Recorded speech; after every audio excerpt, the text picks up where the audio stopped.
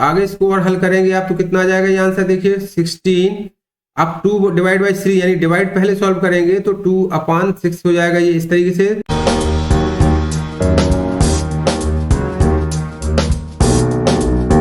25 questions होते हैं तो वो भी सॉल्व हो चुके हैं। आज हमारा बहुत ही इंपॉर्टेंट टॉपिक पार्ट होने वाला है सैनिक स्कूल एग्जाम्स के लिए, जो आपकी अभी नोटिफिकेशन नेक्स्ट वीक में आ जाएगी, संभवतः आ जाएगी, और इसका एग्जाम आपका जनवरी के लास्ट वीक में हो जाएगा। ये कंफर्म है लगभग कि जनवरी के लास्ट वीक में ही एग्जाम होते हैं, तो जनवरी के लास्ट वीक में एग्जाम हो जाएंगे। तो अभी से हम तैयारी करा रहे हैं। आपकी मैथमेटिक्स पोर्शन आज हमारा रहेगा।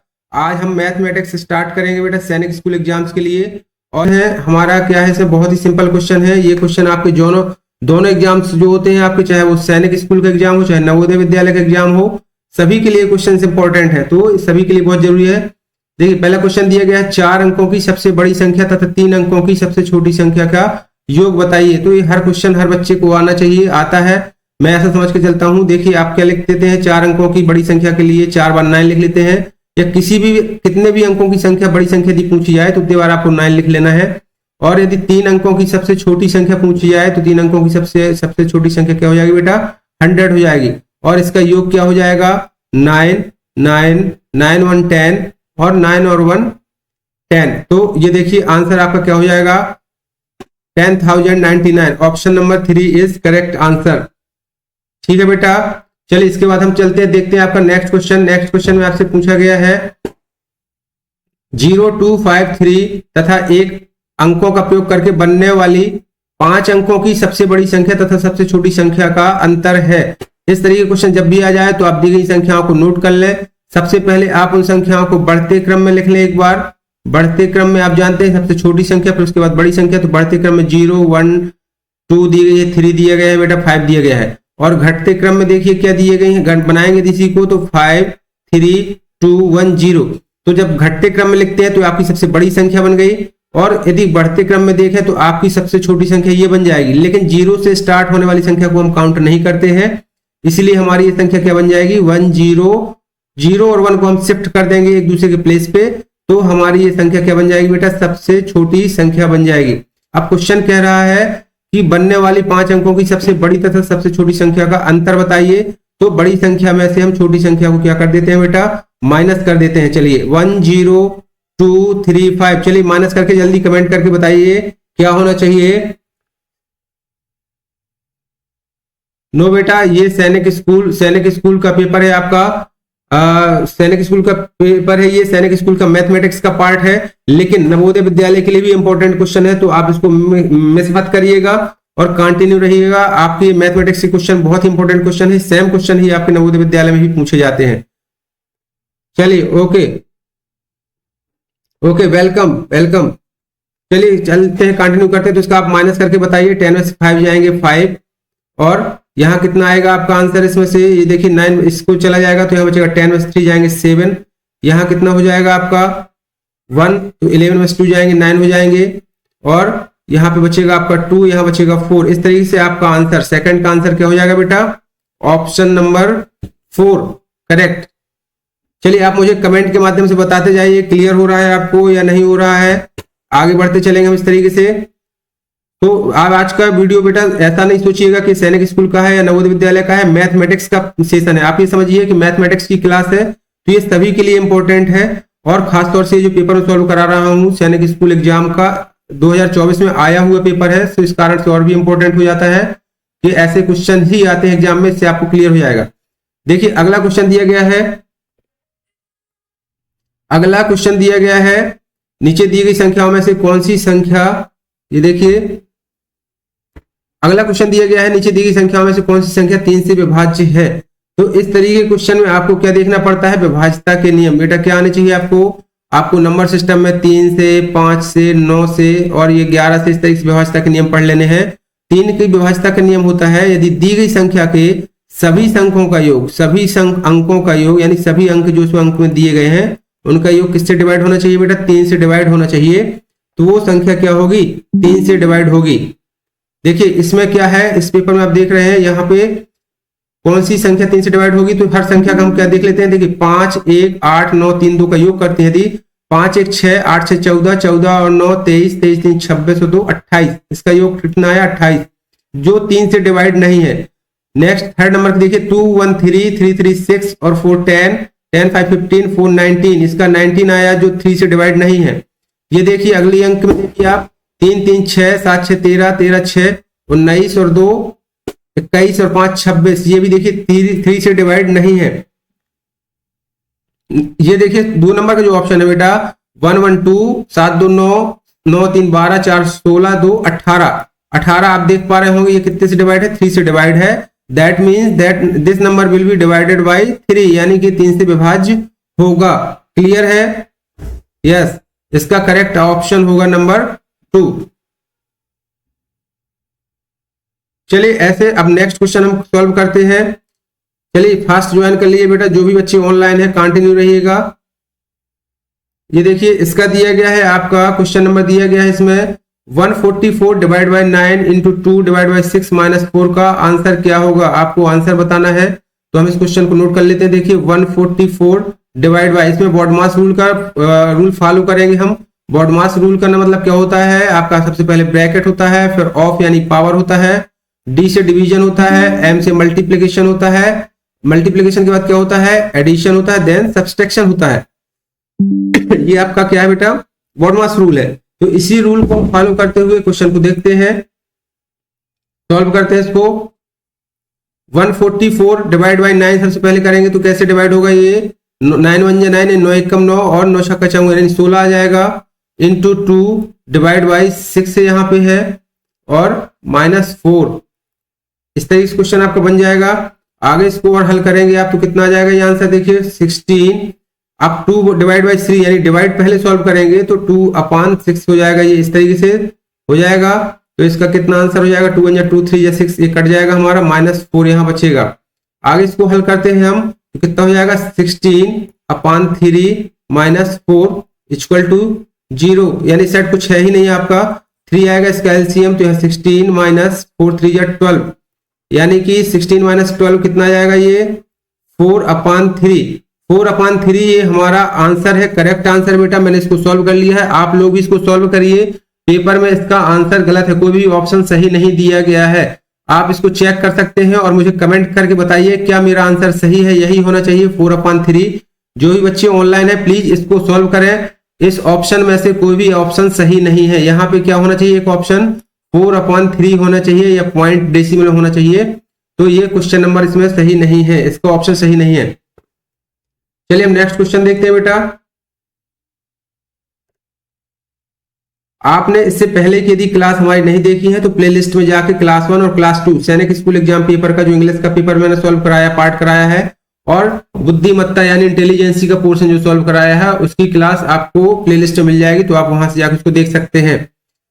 नेक्स्ट क्वेश्चन दिया गया इसमें, जयेश और मोहन ने क्रमशः 28,000, यानी कि जयेश ने, ये देखिए क्वेश्चन में दिया गया है जयेश ने 28,000 और मोहन ने कितना किया, इसमें ये मोहन का दिया गया राशि दी गई है 35,000।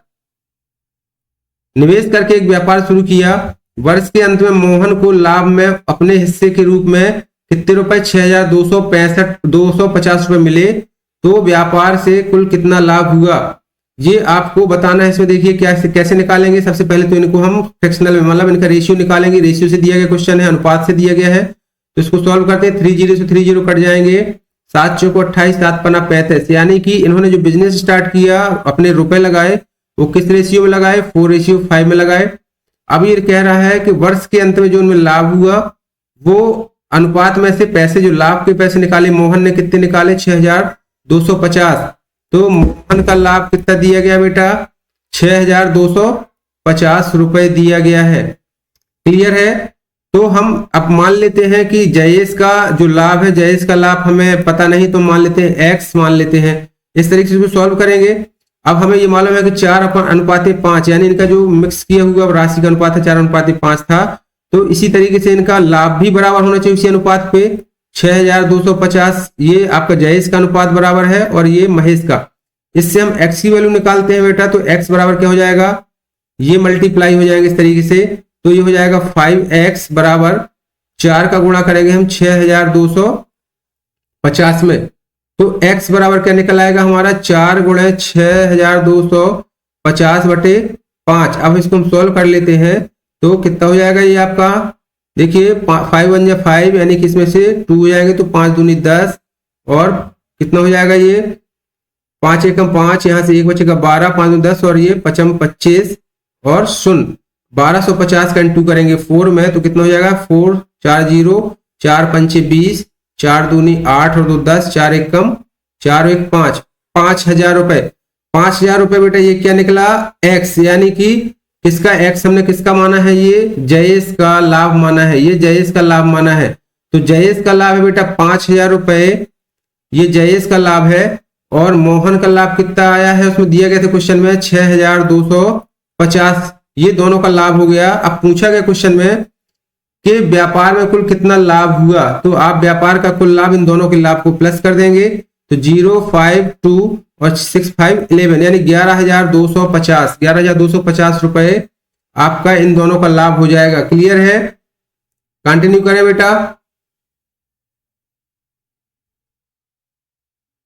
चलिए इस तरीके से ओके पुष्पेंद्र सिंह जी अपना जो भी नाम आप कमेंट करके नाम बताएं बेटा। पुष्पेंद्र सिंह जी आपकी आईडी का नाम बता रहा है, चैनल का नाम, यदि आपका नाम है तो यस कर दीजिए, नाम कमेंट कर दीजिए।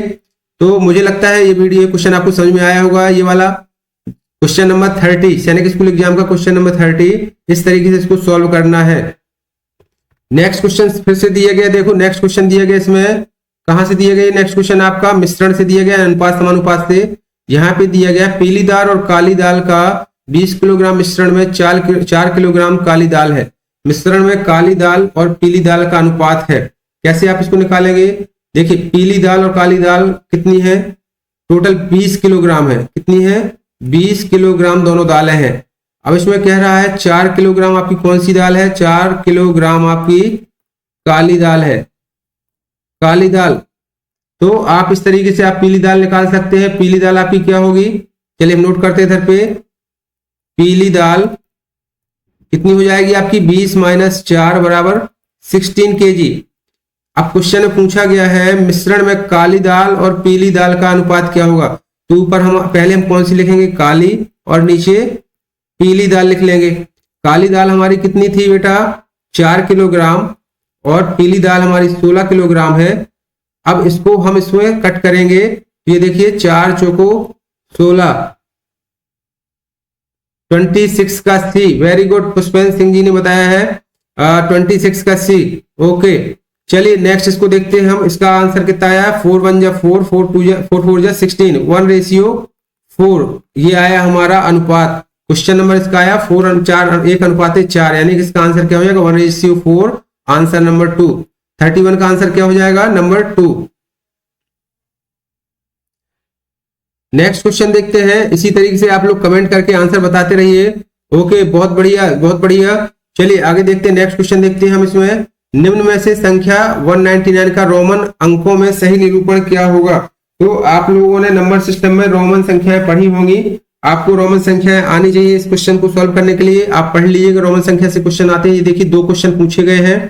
पहले क्वेश्चन पूछा गया है 199 को आप रोमन में क्या लिखेंगे, तो ये देखिए ये 1 है 100 के प्लेस में, 9 है 10 के प्लेस में, ये यूनिट के प्लेस में। तो 100 किससे होता है बेटा रोमन में C से, आपको मालूम है 100 किससे होता है C से होता है। 9 को हम कैसे लिख सकते हैं, 9 को कैसे लिख सकते हैं आपको बताना है। इस तरीके से आपका देखिए x होता है 100 है ना, ये होता है x, C लिख दे यदि तो C का मतलब 100 है और x उसके पहले लग गया तो इसका मतलब क्या हो गया आपका ये 90 हो जाता है। C का मतलब क्या है 100 है और 9 को कैसे लिखते हैं हम IX मतलब 9 होता है। क्लियर हो गया, तो हम ये 100 के प्लेस को आपने लिख लिया 1 और 90 वाली संख्या हो जाएगी, यानी टोटल आपका इसका रोमन वैल्यू क्या हो जाएगी CXCIX। करेक्ट ऑप्शन हो जाएगा नंबर 3। ओके चलिए नेक्स्ट क्वेश्चन हम करते हैं 33 फिर से रोमन नंबर के ऊपर क्वेश्चन पूछा गया है बेटा। बहुत ही इंपॉर्टेंट टॉपिक आज चल रहा है, हमारा क्लास बहुत इंपॉर्टेंट चल रही है, मिस मत करिएगा। जो बच्चे सैनिक स्कूल की तैयारी कर रहे हैं उनके एग्जाम के लिए तो है ही, क्योंकि एग्जाम आपका पास में आने वाला है। जो बच्चे JNV की तैयारी कर रहे हैं उनके लिए भी ये मैथमेटिक्स के क्वेश्चन इंपॉर्टेंट है। देखिए इसमें पूछा गया है, ये समीकरण दिया गया है XXI - XB - V I plus M C L X X I triple I. इसको आप समीकरण में रोमन में सॉल्व करना है। तो रोमन में कैसे सॉल्व करेंगे बेटा, देखिए ये जो एक्स एक्स आई लिखा हुआ है, इस एक्स एक्स आई का मतलब देखिए 10 का मतलब 10 10 और 1 तो कितना हो गया, ये 21 हो गया। माइनस एक्स भी, एक्स मतलब कितना होता है देखिए, एक्स भी लिखा है 10 और 5 15, ये 15 हो गए आपके। माइनस वी आई का मतलब कितना है बेटा 6। तो इस समीकरण को पहले इतना सॉल्व कर लेते हैं। तो 21 माइनस 15 माइनस 6 तो कितने हो जाएंगे आपके, ये बताइए फास्ट बताइए। इसका -6, देखिए 21 में से -15 गए तो कितने बचेंगे, -6। बताइए जल्दी, ये देखिए माइनस माइनस की संख्या कितनी हो जाएंगे, -6 और 15 21, यानी 21 माइनस ये कितना बचा 21 हुआ। अब हम ये देखते हैं कितना लिखा है प्लस का MCX, इसको भी सॉल्व करते हैं पहले। MCL x x triple I. अब इसको हम रोमन में यदि नोट करते हैं, देखिए M का मतलब क्या होता है 1000 होता है, क्लियर। C का मतलब होता है 100, L का मतलब होता है 50, एक्स एक्स यानी कि 10 और 10 और ये 3 कितने हो गए आपके 1 3 3 3 मिला के कितने हो गए 3 हो गए। इस तरीके से आपकी टोटल वैल्यू कितनी बनी, देखिए 1100 और 50 10 60 10 70 और 3 73, यानी कि 1100 कितना हो जाएगा आपका 73। इस सब का टोटल आपका कितना हो गया 1173, यही हुआ बेटा 1173। ठीक है, तो हम यहां लिख लेते हैं क्या, माइनस प्लस इसके बाद 1173। तो इस समीकरण को यदि हम देखिए सॉल्व करें, अगर आपको क्लियर करता हूं, मैं आगे क्लियर करता हूं। देखिए यदि हम इसमें से यहां पे आप ये संख्या देख रहे हैं, यदि इसको सॉल्व करें तो 21 का 21 कट जाएगा आपका, माइनस हो जाएगा 21 21 माइनस हो जाएगा, तो बच रहा आपका 1173। और अभी हमने देखा 1173 को हम रोमन में कैसे लिख सकते हैं, MCL x x triple I. तो यही हमारा ऑप्शन हो जाएगा, ऑप्शन नंबर 1 क्या हो जाएगा इसमें, ये देखिए MCL x x triple I correct है बेटा। जो भी बच्चे ऑनलाइन है कमेंट करके कमेंट भी करते जाइए और बताते जाइए, अपना ऑप्शन भी करेक्ट कमेंट करके बताइए। वेरी गुड, नमन ने कमेंट किए हैं, वेरी गुड 33 का 1, वेरी गुड नमन। चलिए हम नेक्स्ट क्वेश्चन की ओर चलते हैं। नेक्स्ट क्वेश्चन हमारा दिया गया है, हरीश अपनी कार 45 किलोमीटर प्रति घंटा, ये देखिए आपका टाइम एंड डिस्टेंस समय और दूरी से क्वेश्चन दिया गया है। ये हरीश अपनी कार 45 किलोमीटर प्रति घंटा की गति से चलाता है, 12 किलोमीटर चलाने में वह कितना समय लेगा। तो समय, और अब देखिए इसमें आपको एक चीज का ध्यान देना है, क्वेश्चन पूछा गया ऑप्शन आपसे मिनटों में पूछा गया है, यहाँ पे आपका किलोमीटर प्रति घंटा में दी गई है, क्या है गति दी गई है, और 12 किलोमीटर चलाने में तो ये समय दूरी दी गई है। तो आपको क्या आना चाहिए, फार्मूला आना चाहिए, चाल बराबर क्या होता है बेटा, चाल बराबर होता है दूरी बटे समय होता है। अब ऐसी कंडीशन में जब आपसे मिनटों में पूछा जाए तो आपको क्या करना है, आपको इसका निकालना चाहिए, क्या निकालना चाहिए, किलोमीटर को किस में कन्वर्ट करेंगे, मीटर में कन्वर्ट करेंगे। तो 45 किलोमीटर, तो इसका 45 किलोमीटर का क्या हो जाएगा आपका, यहां देखिए आपकी 45 किलोमीटर की आपकी दूरी बन जाएगी 45,000 मीटर बन जाएगी यहाँ पे। ठीक है, या इसका आप इस तरीके से इसको सीधे सीधे आपको एक फार्मूला याद कर लेना है, जब भी आप किलोमीटर में दिया गया हो आपको मीटर प्रति सेकंड, यानी किलोमीटर बड़ी इकाई है, मीटर सेकंड छोटी इकाई है, जब भी छोटी इकाई में कन्वर्ट करना होता है तो हम 5/18 का क्या कर देते हैं, मल्टीप्लाई कर देते हैं। तो हम 45 में किसका 5/18 का मल्टीप्लाई कर देंगे बेटा, तो ये आपका आ जाएगा, कितना आ जाएगा इसका आंसर, इसको काटते हैं 3 छंग 18, 3 1 कम 3 3 5 15, 15 आ गया, 3 दूनी 6 और 3 5 15, यानी कि कितना हो गया ये 25/2 हो गया। चलिए आगे हम देखते हैं कि दूरी कितनी कवर करता है, वो 12 किलोमीटर। तो 12 किलोमीटर दिया गया है बच्चे, तो 12 किलोमीटर के लिए हम इसको हम सॉल्व करते हैं, 12 किलोमीटर को मीटर में चेंज करते हैं हम। 12 किलोमीटर को यदि हम 1 किलोमीटर में कितना होता है आपका 1000 मीटर होता है, तो 12 किलोमीटर बराबर क्या हो जाएगा 12,000 मीटर। अब देखिए हमने जो सबसे पहले फार्मूला ऊपर पुट किया था,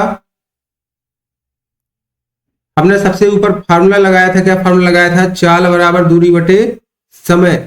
इसी में हमें हमारी दूरी क्या, देखिए हमारी चाल क्या है 25/2 है, और दूरी हमारी है 1200 मीटर।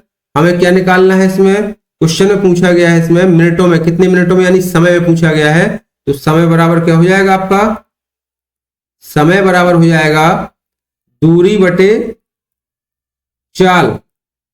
दूरी आपकी है 12,000 मीटर और चाल कितनी है आपकी 25/2। 25/2 को जब नीचे लिखते हैं तो 2 हमारा ऊपर चला जाएगा और 25 नीचे आ जाएगा। बेटा क्लियर है। इसको आप सॉल्व करिए, सॉल्व करके तुरंत कमेंट करके बताइए बेटा क्या होगा इसका आंसर।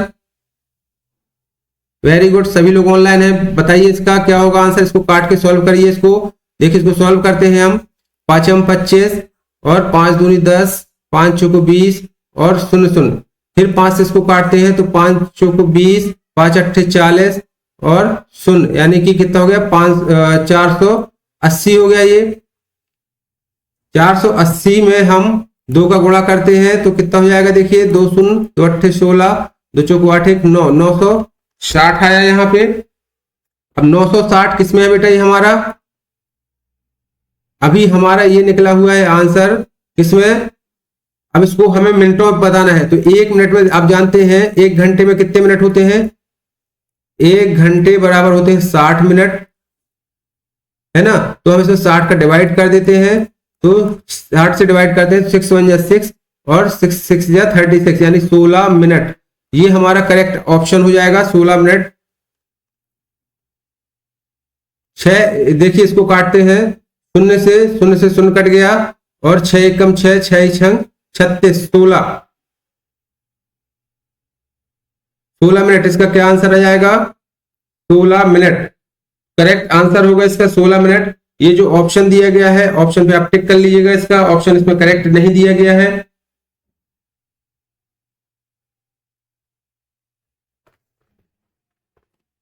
नहीं बेटा ठीक है, ऑप्शन करेक्ट दिया गया है। हम ऊपर वाले क्वेश्चन को सॉल्व कर रहे थे, हरीश वाला, हरीश अपनी कार 45 किलोमीटर वाला, तो इसका ऑप्शन दिया गया है 3। करेक्ट ऑप्शन होगा इसका के कुलेंद्र राज जी, बताइए इसका सही बात है बेटा। ओके ओके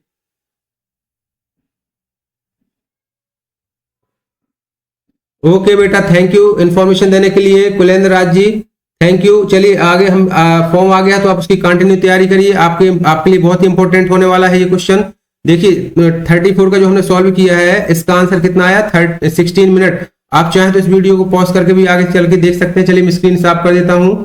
आगे हम अपना क्वेश्चन देखते हैं। रमन वाला, रमन 40 मिनट में क्या करता है, 24 किलोमीटर की दूरी तय करता है। इसको हम सॉल्व करते हैं।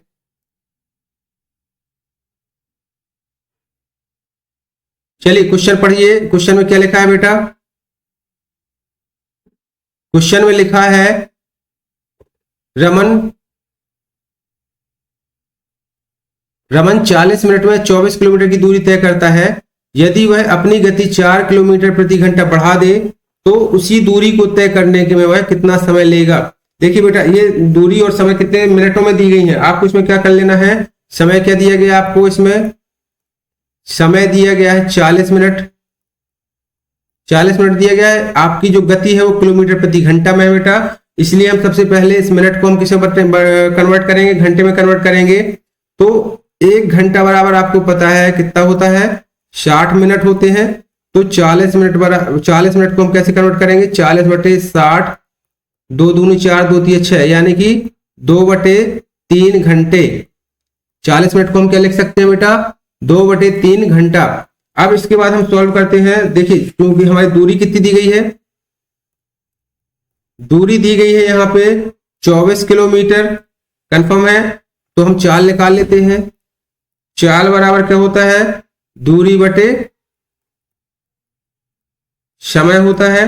तो हम इससे सॉल्व करेंगे तो दूरी हमारी कितनी है 24 है, और हमारा जो समय दिया गया है वो 2/3 घंटे है। 2/3 को नीचे लिखेंगे तो 3 हमारा ऊपर चला जाएगा और 2 नीचे आ जाएगा। इसी तरीके से हम इसको सॉल्व करते हैं तो 12 3 36।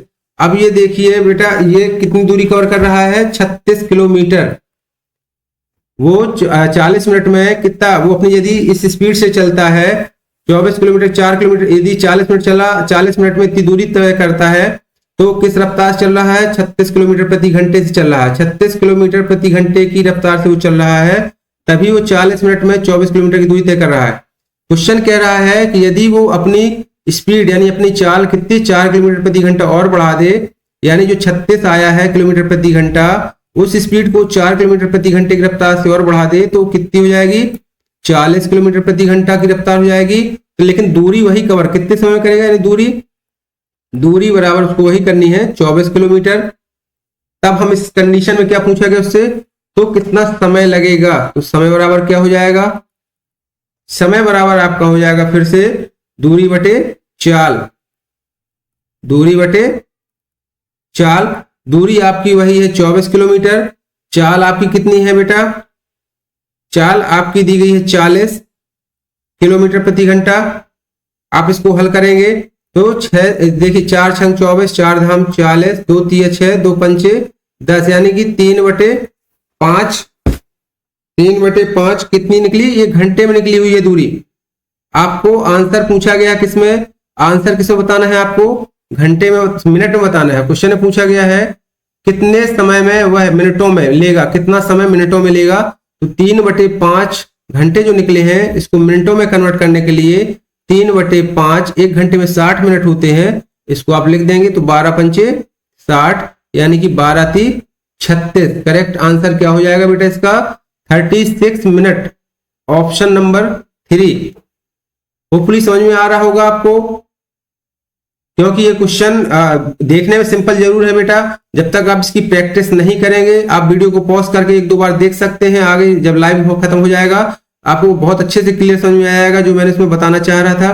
चलिए नेक्स्ट क्वेश्चन हम देखते हैं। इस तरीके से आपको टाइम एंड डिस्टेंस के क्वेश्चन यदि कभी भी आते हैं तो आपको यूनिटों का ध्यान देना है। मिनटों में पूछा गया, सेकंडों में पूछा गया है, या किलोमीटर में है, या मीटर में है, जो भी यूनिट दी गई है आपको पूरी एक ही यूनिट में कन्वर्ट करना है। और जिस यूनिट पे क्वेश्चन में आंसर में पूछा गया उस यूनिट का आंसर देना है आपको। चलिए नेक्स्ट क्वेश्चन देखते हैं हम। नेक्स्ट क्वेश्चन दिया गया है, अमृता अपने पुत्र के लेखन सामग्री खरीदने बाजार गई। देखिए कोई लेडीज है, वो अपने पुत्र के लिए लेखन सामग्री लेने बाजार गई हुई है। वह 500 रुपए टोटल लेकर चली। उसने कितने ये खर्च दिए गए उसके? 135 रुपए कॉपियों के लिए, 30 रुपया 50 पैसे कलमों के लिए, 3 रुपए 75 पैसे रबर के लिए और 48 रंगों के डिब्बों के लिए तथा 142 रुपए ज्यामिति बॉक्स के लिए चुकाए गए हैं। तो उसके पास कितनी राशि शेष बची? यदि इसको इंग्लिश में आप जो समझना चाहें तो देख सकते हैं। Amrita went to market for purchasing stationery item for her son. She carried 500 with her. She paid 135 rupees 55 paise for the notebook, 30 rupees 50 paise for pens, 3.75 for erasers, 48 for a box of colors and 142 for a geometry box. How much money is left with her? तो इस तरीके से question Hindi English दोनों में दी जाते हैं आपको exam पे। आपको जो भी आप समझ में उचित है आप दोनों को देख सकते हैं। चलिए हम इसको सॉल्व करते हैं बेटा। सॉल्व करते हैं। देखिए उसका टोटल खर्च लिख लेते हैं पहले। 135 + 50 कहाँ है ये नोट कर लेते हैं कापियों के लिए। फिर उसके बाद 30 रुपए, दशमलव वाली चीज में हमें ध्यान देना है, दशमलव की जगह पे ही रखना है। 30 रुपए 50 पैसे उसने कहाँ कलमों के लिए हल किए हैं, खर्च किए हैं। 3 रुपया 75 पैसे उसने कहाँ खर्च किए? रबर पे। 48 रुपए रंगों के डिब्बे के लिए। तो देखिए 48 रुपए हम दशमलव के आगे नहीं लिखेंगे, दशमलव के पहले ही लिखेंगे। 48 रुपए हम कहाँ खर्च कर रहे हैं? रंगों के लिए।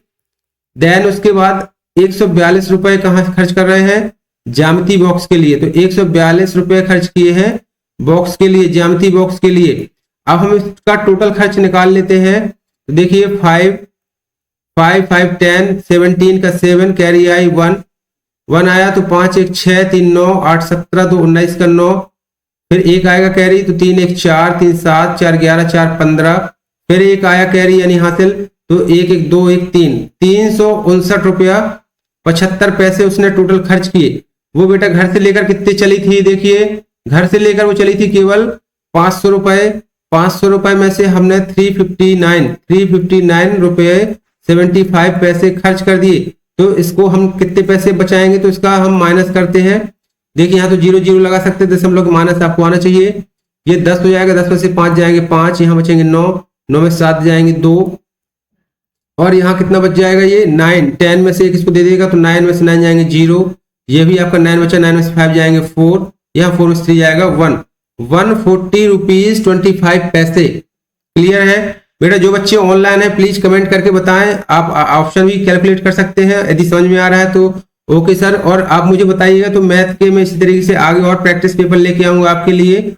बहुत ही इंपॉर्टेंट क्वेश्चन है ये मैथमेटिक्स के लिए आपके, चाहे वो नवोदय का एग्जाम हो, चाहे जेएनवी का, चाहे आपका वो सैनिक स्कूल का एग्जाम हो, किसी भी एग्जाम में आपके ये मैथ के क्वेश्चंस आते हैं, तो मिस मत करिएगा, अच्छे से वॉच करिएगा और आप इसकी प्लेलिस्ट में बाद में वीडियो देखिएगा। चलिए नेक्स्ट क्वेश्चन हम सॉल्व करते हैं। नेक्स्ट क्वेश्चन हमें दिया गया है, चलिए नेक्स्ट क्वेश्चन हम देखते हैं। नेक्स्ट क्वेश्चन दिया गया है आपको क्वेश्चन नंबर 37। 37 में आपको इस तरीके से दो सूची दी गई है, देखिए इस तरीके की दो सूची दी गई है, मिलान करें इनको, कॉलम 1 से कॉलम 2 को मिलाना है आपको और फिर इसके बाद आपके आंसर देना है। यही आपको इंग्लिश में भी शो हो रहे हैं। देखिए इसको क्या कहते हैं, वृत्त का आधा भाग, वृत्त यानी सर्किल, आधा भाग यहाँ व्यास यानी डायमीटर कहलाता है, वृत्त का केंद्र यानी सेंटर, और लंबी जीवा, जीवा क्या कहलाती है आपकी, कॉर्ड यानी जीवा होता है, तो ये आपको आना चाहिए। त्रिज्या क्या कहलाती है, जीवा क्या कहलाती है। अब आपको ये पहला दिया गया है ए ऑप्शन में, वृत्त का आधा भाग यानी क्या कहलाता है, त्रिज्या कहलाती है, तो ऑप्शन आपका ए से 4 मिलेगा, यानी कि ए से क्या होना चाहिए आपका, ए से 4 मिलना चाहिए। वृत्त की सबसे लंबी जीवा कौन सी कहलाती है, उसकी व्यास कहलाती है, तो बी आपसे कौन मिल जाएगा, बी का आपका फर्स्ट हो जाएगा। क्लियर? फिर इसके बाद थर्ड है, वृत्त को दो समान भागों में बांटने वाला रेखाखंड, वृत्त को दो भागों में बांटने वाला वृत्त का रेखाखंड क्या कहलाएगा, इसमें आपका बताइए, रेखाखंड कहलाएगा आपका अर्धवृत्त, अर्धवृत्त कहला जाएगा। सी का आपका ऑप्शन हो जाएगा, क्या हो जाएगा इसमें, थर्ड हो जाएगा। देन उसके बाद आपको बताना है डी नंबर। डी नंबर में बताइए क्या है, वृत्त के सभी व्यास एक बिंदु पर प्रतिच्छेद करते हैं, उसको हम क्या बोलते हैं, केंद्र बोलते हैं, सेंटर बोलते हैं सर्किल का। वृत्त का एक ऐसा पार्ट जहां पे सभी मिलते हैं बिंदु, उसको केंद्र बोलते हैं, तो ये हमारा ऑप्शन हो जाएगा नंबर 2, यानी कि डी का क्या हो जाएगा, 2 हो जाएगा। इस तरीके से आपका ऑप्शन निकल के आ जाएगा, आपका ये क्वेश्चन का ऑप्शन हो जाएगा क्या, ऑप्शन नंबर 2। ये देखिए ए का आपका है थर्ड नंबर, अर्धवृत्त दिया गया है, ए का क्या दिया गया है आपका 4th नंबर, बी का फर्स्ट दिया गया है। ओके, इसको कंटिन्यू करते थोड़ा सा, देखिए इसको समझिए अच्छे से, डिस्टर्ब हो गया थोड़ा सा। देखिए वृत्त का आधा भाग, वृत्त का आधा भाग क्या कहलाएगा, अर्धवृत्त कहलाएगा। जो वृत्त होता है इस तरीके से हमारा सर्किल होता है, इस वृत्त का आधा भाग क्या कहलाएगा, हमारा अर्धवृत्त कहलाएगा। तो ए का हमारा क्या हो जाएगा, 4th ऑप्शन हो जाएगा, ए का हमारा होना चाहिए 3rd ऑप्शन। और बी में क्या दिया गया, वृत्त की सबसे लंबी जीवा, वृत्त की लंबी जीवा क्या कहलाती है, इसकी त्रिज्या, वृत्त की सबसे लंबी जीवा, बी का ऑप्शन क्या हो जाएगा इसमें, बी कहलाएगा, त्रिज्या कहलाई जाएगी।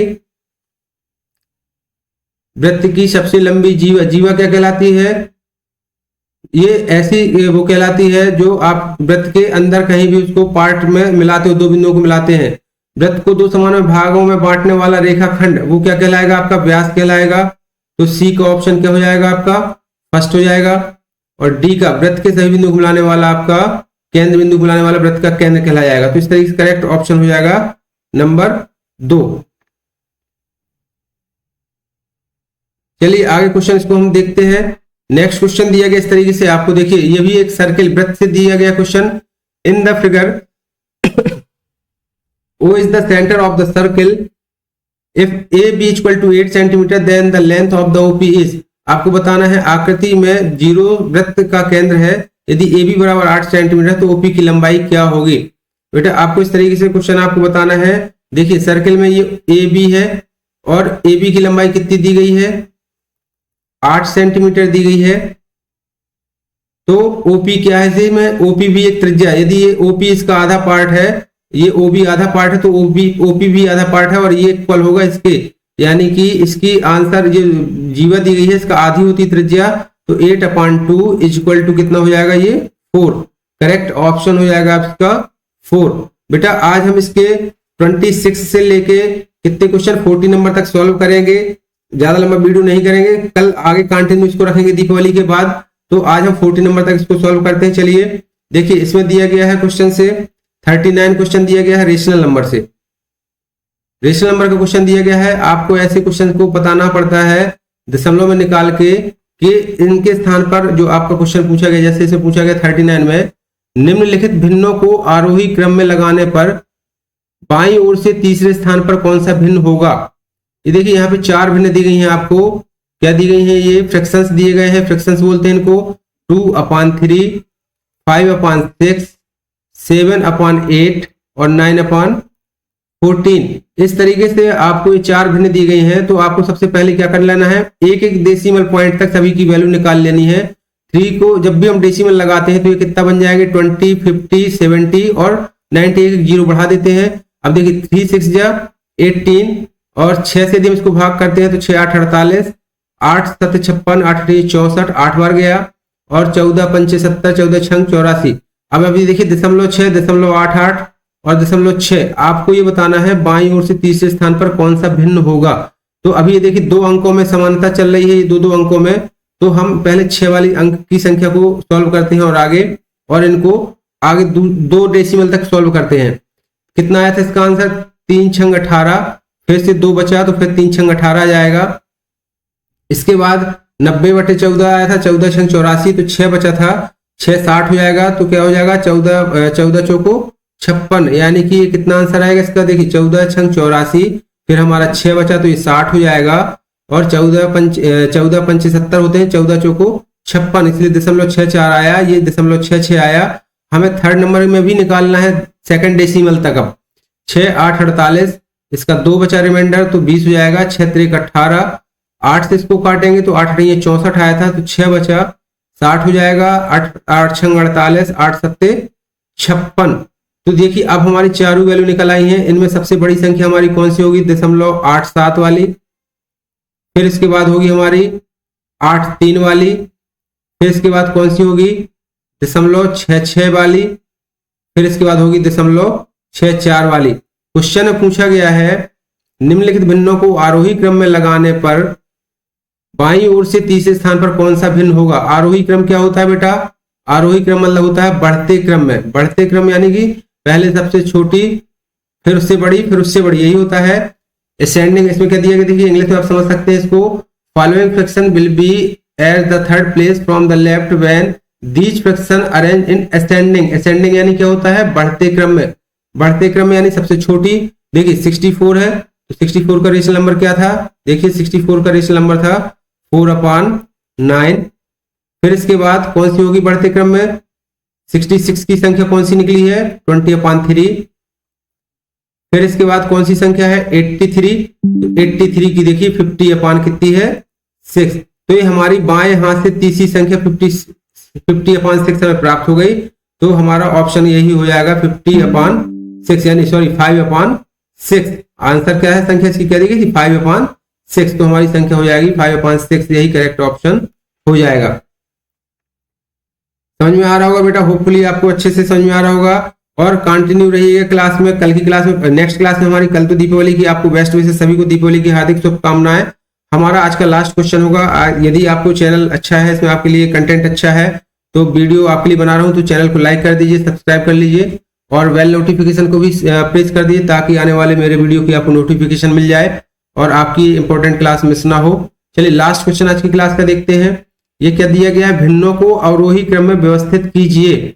ये देखिए भिन्न दी गई हैं, फ्रैक्शंस दी गई हैं। सेम प्रोसेस आपको इसमें भी करना है, सेम प्रोसेस इसमें भी रहेगी। आप इस क्वेश्चन को सॉल्व करेंगे अवरोही क्रम में, सिर्फ इसमें दिया गया डिसेंडिंग ऑर्डर में। जब आप डेसिमल वैल्यू निकालेंगे तो उसको आप डेसिमल में डिसेंडिंग ऑर्डर में अरेंज करेंगे।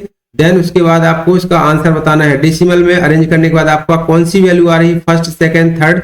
इसमें दिए गए ऑप्शन गलत भी हो सकते हैं, जो मैंने आंसर टिक किए हुए हैं। हो सकता है इसमें 4 में से कोई ऑप्शन भी ना हो, तो आपको कमेंट करके बताना है बेटा कि कौन सा इसका करेक्ट ऑप्शन रहेगा। चलिए आज की क्लास में पीडीएफ मटेरियल्स होते हैं वो आपको मिल सके। चलिए हम स्टार्ट करते हैं आज का पहला क्वेश्चन। स्क्रीन पे आपको दिया है 41 क्वेश्चन है जो आपका दिया गया है। 5/9, 4/11 और 7/12 तथा 6/13 भिन्नों में से सबसे बड़ा कौन सा है। यानी the largest among the fractions, आपको इन फ्रैक्शन में सबसे बड़ी फ्रैक्शन कौन सी है ये बताना है। देखिए फ्रैक्शन को बड़ी संख्या निकालने के लिए हमें जस्ट क्या करना पड़ता है, ये डिनोमिनेटर कहलाते हैं, ये न्यूमिनेटर यानी कि अंश और हर कहलाते हैं। हर का भाग हमें अंश में देना होता है, तो 9 का भाग हम यदि 5 में देते हैं तो दशमलव कितना हो जाएगा, 9 5 या 45 यानी 9 पना 45।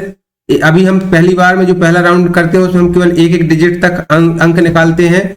अगली अंक में हम 4 में हम 11 का भाग देते हैं यदि, तो दशमलव कितना हो जाएगा, 40 हो जाएगा ये, तो 11 3 33 हो जाएगा। चौथी संख्या क्या दी गई, 7/12 यानी कि 70, तो 12 का भाग यदि हम 70 में देते हैं तो 12 छंग 72 ज्यादा हो रहा, 12 पंचे 60 यानी 0.5 आएगा। अगली अंक जो चौथी अंक दी गई है, चौथा अंक दिया गया हमें 6/13, बेटा 6/13 दिया गया है, तो 13 का भाग जब हम 6 में देते हैं तो ये 60 हो जाएगा, तो 13 पना 65 तो ज्यादा हो जाएगा, तो 13 चौको 52 0.4। अब आप देखते हैं कि 0.3 और 0.4 0.5 वाले फ्रैक्शन से छोटे हैं, हमें फाइंड करना है भिन्नों में सबसे बड़ा। तो बड़ा के लिए हम ये 2 नंबरों को छोड़ देते हैं और केवल पहले और तीसरे को देखते हैं, तो इसके दूसरे डिजिट निकाल लेते हैं। अब हमने क्या किया था, 9 पना 45 किया था, तो 5 बचा 50 में, फिर से क्या बचे 5 बचे, तो फिर से 5 आ जाएगा यानी 0.55 इसका मान आएगा। अगले फ्रैक्शन में यानी 7/12 में पहला अंक आया था 5, तो 12 पंचे 60, 10 बचा था तो 100 हो जाएंगे। तो अब अगली बार क्या आ जाएगा, 12 8 96 यानी 0.8। देख रहे हैं आप 0.58 इन सब में बड़ा है, यानी किसकी वैल्यू है 7/12 की, तो हमारा करेक्ट ऑप्शन हो जाएगा नंबर 3। यही इसमें सबसे बड़ी भिन्न होगी, यानी सबसे बड़ा फ्रैक्शन हमारा कौन सा होगा, 7/12। क्लियर है। चलिए नेक्स्ट क्वेश्चन कंटिन्यू करते हैं हम। बेटे जो भी बच्चे क्लास के लिए लेट हो रहे हैं प्लीज ज्वाइन करें, फास्ट ज्वाइन करें, इंपॉर्टेंट क्लास है, मिस मत करिए। चलिए नेक्स्ट क्वेश्चन हम देखते हैं। नेक्स्ट क्वेश्चन दिया गया है 13/5 प्राप्त करने के लिए 5/13 में से क्या जोड़ा जाना चाहिए। What should be added to 5/13 to get 13/5। यानी कि देखिए यहाँ यदि हमें 13/5 चाहिए तो 5/13 में हम क्या जोड़ दें, तो हमें क्या करना पड़ेगा, इसमें से हम इसको माइनस कर देते हैं, यानी कि 5/13 में से आप क्या माइनस कर दिए, 13/5 को माइनस कर दीजिए। तो आपको मतलब इसमें 13/5 प्राप्त करने के लिए हमें 5/13 में क्या जोड़ दें कि हमारा आंसर क्या हो जाए, 13/5 आ जाए। तो ऐसी संख्या के लिए हमें क्या करना पड़ेगा, देखिए 13/5 में से क्या माइनस कर दें, हम 13/5 में से माइनस कर देंगे 5/13, तो वो संख्या हमें मिल जाएगी। इसका एलसीएम कितना आ जाएगा हमारा, 13×65। अब देखिए 5 इसमें आएगा, भाग देते हैं तो 13 बार जाएगा, 13×65 तो 13 × 13 कितना हो जाएगा आपके इधर देखिए 169, और ये कितना बचेगा आपका 25 बचेगा। आगे क्या जाएगा इसका सॉल्व करने, 9 से 5 जाएंगी 4, और 6 में से 2 जाएंगी 4 और 1, 144/65। तो करेक्ट आंसर आपका क्या हो जाना चाहिए, इसमें करेक्ट आंसर हो जाएगा आपका सी, यानी 3 नंबर का आंसर इसमें करेक्ट हो जाएगा। ओके चलिए नेक्स्ट क्वेश्चन देखते हैं हम इसका। बेटा हमारी बहुत ही शॉर्ट क्लास होती है, हम 2 घंटे 1.5 घंटे क्लास नहीं, आध घंटे की क्लास रहेगी। जितने क्वेश्चन हम कवर कर पाएंगे उतनी क्लास आपको करेंगे, ताकि क्लास भी बोर ना हो और आपको भी समझ में आएगा अच्छे से। चलिए नेक्स्ट क्वेश्चन देखते हैं हम। नेक्स्ट क्वेश्चन देखिए दिया गया इसमें, जसपाल ने एक पुरानी कार 1,18,000 रुपये में खरीदी और 7,000 उसकी रख रखाव में व्यय किया। यदि उसने वह कार 1,40,000 में बेची तो उसका लाभ प्रतिशत क्या होगा। इसमें हमें लाभ प्रतिशत ज्ञात करना है, तो हम उसका टोटल कॉस्ट कितनी, उसकी कितनी लागत होगी वो फाइंड करते हैं। तो देखिए उसने कितने की कार खरीदी, 1,18,000 की उसने पुरानी कार खरीदी, और उसमें लागत में कितने रख रखाव में कितने लगा दी, उसने 7,000 इसमें खर्च कर दिए। बेटा उसके कुल कितने क्वेश्चन कितने उसके लागत हो जाएगी, 0 0 0 8 7 15 की 5 1 1 2 और 1,25,000 उसने टोटल खर्च किए। अब देखिए उसने बेची कितने की है, 1,40,000 रुपए उसने बेची है। तो हम इसमें 1,40,000 जो बेची है यानी कि जो विक्रय मूल्य है उसमें से उसके क्रय मूल्य को हम घटा देते हैं। 1,25,000 में उसने बेची, तो उसको देखिए लाभ हो जाएगा इसमें, क्योंकि उसने ज्यादा में बेची है तो उसका लाभ यहाँ पे निकल जाएगा हमारा। तो लाभ बराबर जो हमारा विक्रय मूल्य है और माइनस ये क्रय मूल्य यानी जो उसकी लागत थी, तो 0 0 10 में से 5 जाएंगे 5, 4 में से 2 जाएंगे, इधर बचेंगे 3 में से 2 जाएंगे 1, यानी कि 1,15,000 उसका क्या बच जाएगा, लाभ बच जाएगा।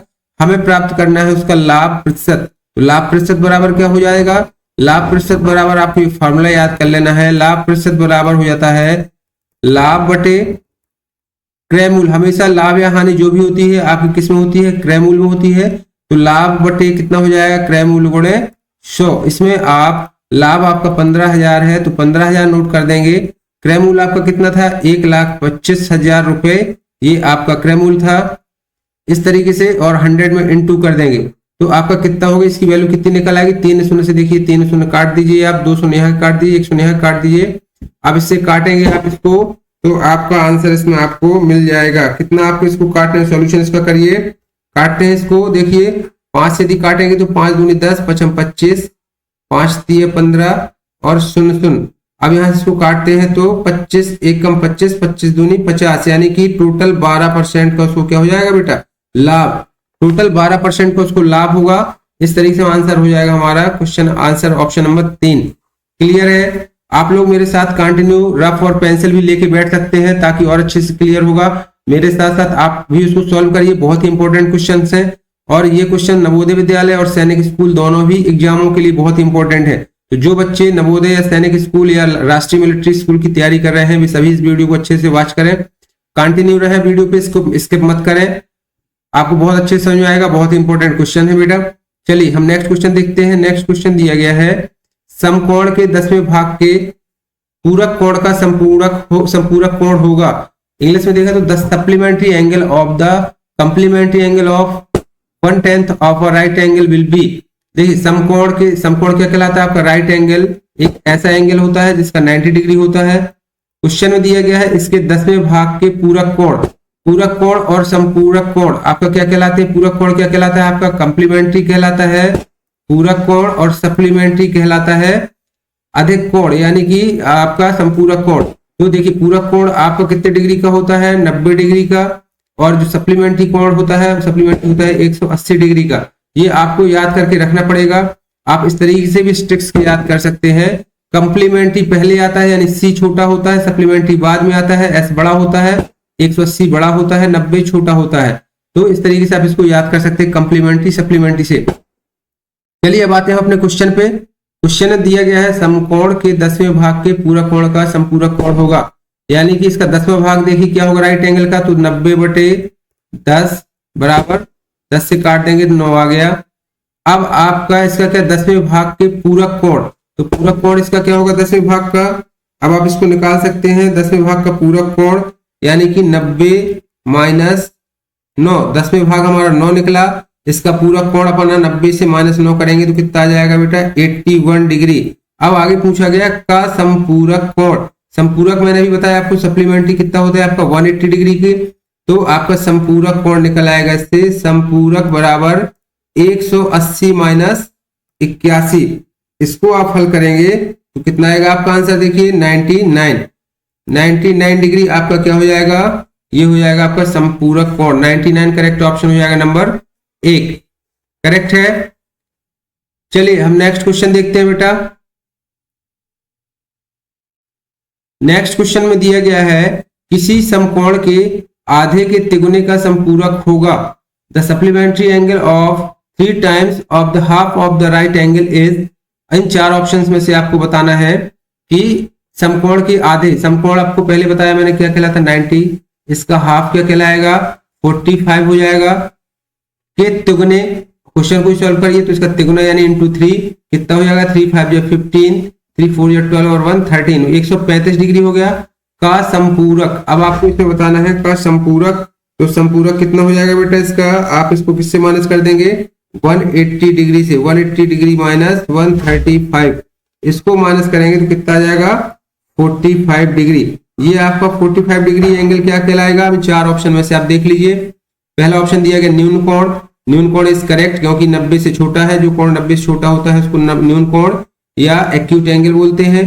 अधिक कोण जो 90 से अधिक होता है, समकोण जो 90 डिग्री का होता है, समकोण का आधा यानी कि 45। तो ये देखिए 2 कंडीशन हमारी ट्रू हो रही हैं, ए और डी, तो करेक्ट ऑप्शन हो जाएगा हमारा number 3। Number 3 is correct answer, हमारा करेक्ट आंसर हो जाएगा नंबर 3, क्योंकि इसमें देखिए हमारे ऑप्शन में क्या है ए और डी 3 में दिया गया है। नेक्स्ट क्वेश्चन दिया गया है बेटा हमारा, नेक्स्ट क्वेश्चन इसमें दी हुई आकृति में x का मान क्या होगा। ये देखिए आपको मालूम है इन the given figure the value of x is, इस दिए गए फिगर में इस तरीके से जो आकृति बनी है ये सीधी लाइन होती है। किसी भी सीधी लाइन में बनने वाला एंगल बेटा कितने डिग्री का बनता है, आपको पता है 180 डिग्री का बनता है।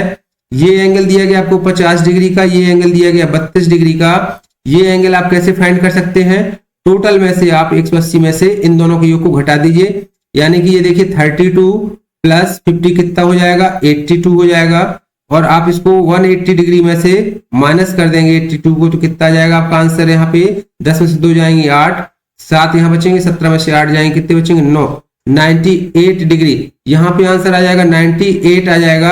अब ये देखिए ये अपोजिट वर्टेक्स है, वर्टेक्स एंगल इक्वल होते हैं, हमेशा वर्टेक्स एंगल क्या होते हैं, इक्वल होते हैं। यदि ये एंगल 98 डिग्री का है तो ये भी कितना होना चाहिए हमारा 98 डिग्री का। तो हमारा करेक्ट ऑप्शन हो जाएगा इसमें ऑप्शन नंबर 4। समझ में आ रहा है बेटा।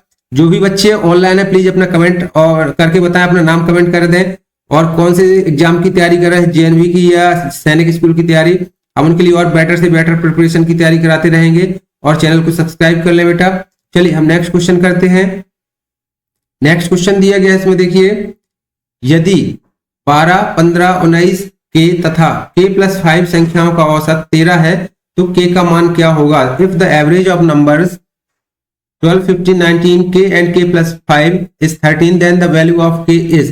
कैसे फाइंड करेंगे इस क्वेश्चन को, ये एवरेज का क्वेश्चन है, औसत का क्वेश्चन है। हम सभी संख्याओं को जोड़ते हैं, एवरेज बराबर होता है सभी संख्याओं का योग बटे कुल संख्याएं। तो कितना हो जाएगा 19 प्लस k प्लस, अभी देखिए k+5 एक संख्या है। टोटल संख्या हम काउंट कर लेंगे, टोटल संख्या कितनी है बेटे इस क्वेश्चन में देखिए 1 2 3 4 5 का इसमें डिवाइड कर देंगे, जोड़ दीजिए इन सबको। जोड़ेंगे कैसे इनको, देखिए ये के 2 के हो जाएंगे, 5 अलग हो जाएगा, तो 19 और 5 24, 24 और 10 34, 5 39, 39 और 10 49 और 2 51, 51 प्लस 2k, इसका आंसर कितना आएगा इनका 51 प्लस 2k अपॉन 5। इनका औसत दिया गया हमें क्वेश्चन में दिया गया है 13। ये क्वेश्चन बन जाएगी। अब आप इस क्वेश्चन को सॉल्व करिए और बताइए इसमें k का मान क्या होगा। चलिए फास्ट करिए इसको और k का आंसर बताइए। जब तक मैं सॉल्व करता हूं आप कमेंट करके बताइए प्लीज। देखिए हम इसको सॉल्व करते हैं। 51 यहां बचेगा, यहाँ आपका 13 इंटू 5 हो जाएगा तो 13 पना 65 हो जाएगा, 65 हो जाएगा। और ये इस साइड आपका ये, अब अगली नेक्स्ट इक्वेशन में हल करते हैं इसको। देखिए यहाँ 2k है आपका, इस तरीके से इक्वेशन बन जाएगी। यहाँ 2k बचेगा आपका, यहाँ 13 पना 65 हो जाएगा, माइनस 51 इस साइड आ जाएगा, तो k इक्वल टू हो जाएगा 65 में से 51 जाएंगे, कितने बचेंगे 5 में से जाएंगे 4, 6 में से 5 जाएंगे 1 और नीचे आ जाएगा 2, 2 7 14। ये बेटा आपका करेक्ट आंसर होगा इसका। k की वैल्यू हमारी कितनी निकलेगी 7। क्लियर है, ओके। आप लोग कमेंट करके बताइए प्लीज, कमेंट करेंगे आप मेरे साथ सॉल्व करेंगे तो बेहतर रहेगा, आपकी भी प्रिपरेशन अच्छी होगी और मुझे भी थोड़ा सा मोरल सपोर्ट मिलेगा कि हाँ आप मेरे साथ सॉल्व कर रहे हैं। चलिए नेक्स्ट क्वेश्चन देखते हैं। नेक्स्ट क्वेश्चन में दिया गया है बेटा 48 किलोग्राम, 53 किलोग्राम और 55 किलोग्राम तथा 49 किलोग्राम भार वाले 5 मित्रों का औसत भार क्या होगा। औसत का क्वेश्चन फिर से आगे देखिए। औसत में क्या करना है आपको, जस्ट दो को सभी का योग करके और उतने संख्याओं का भाग देना है। कितने इसमें संख्या दी गई हैं, कितने मित्रों की संख्या दी गई है 1 2 3 4 5, चारों को आपको नोट कर लेना है, जोड़ के भाग देना है। इस तरीके से आप करेंगे इसको 48 plus 50 plus 53 plus 55 plus 49 divide by 5। इस क्वेश्चन को आप कमेंट करके इसका आंसर बताइए क्या होगा फास्ट।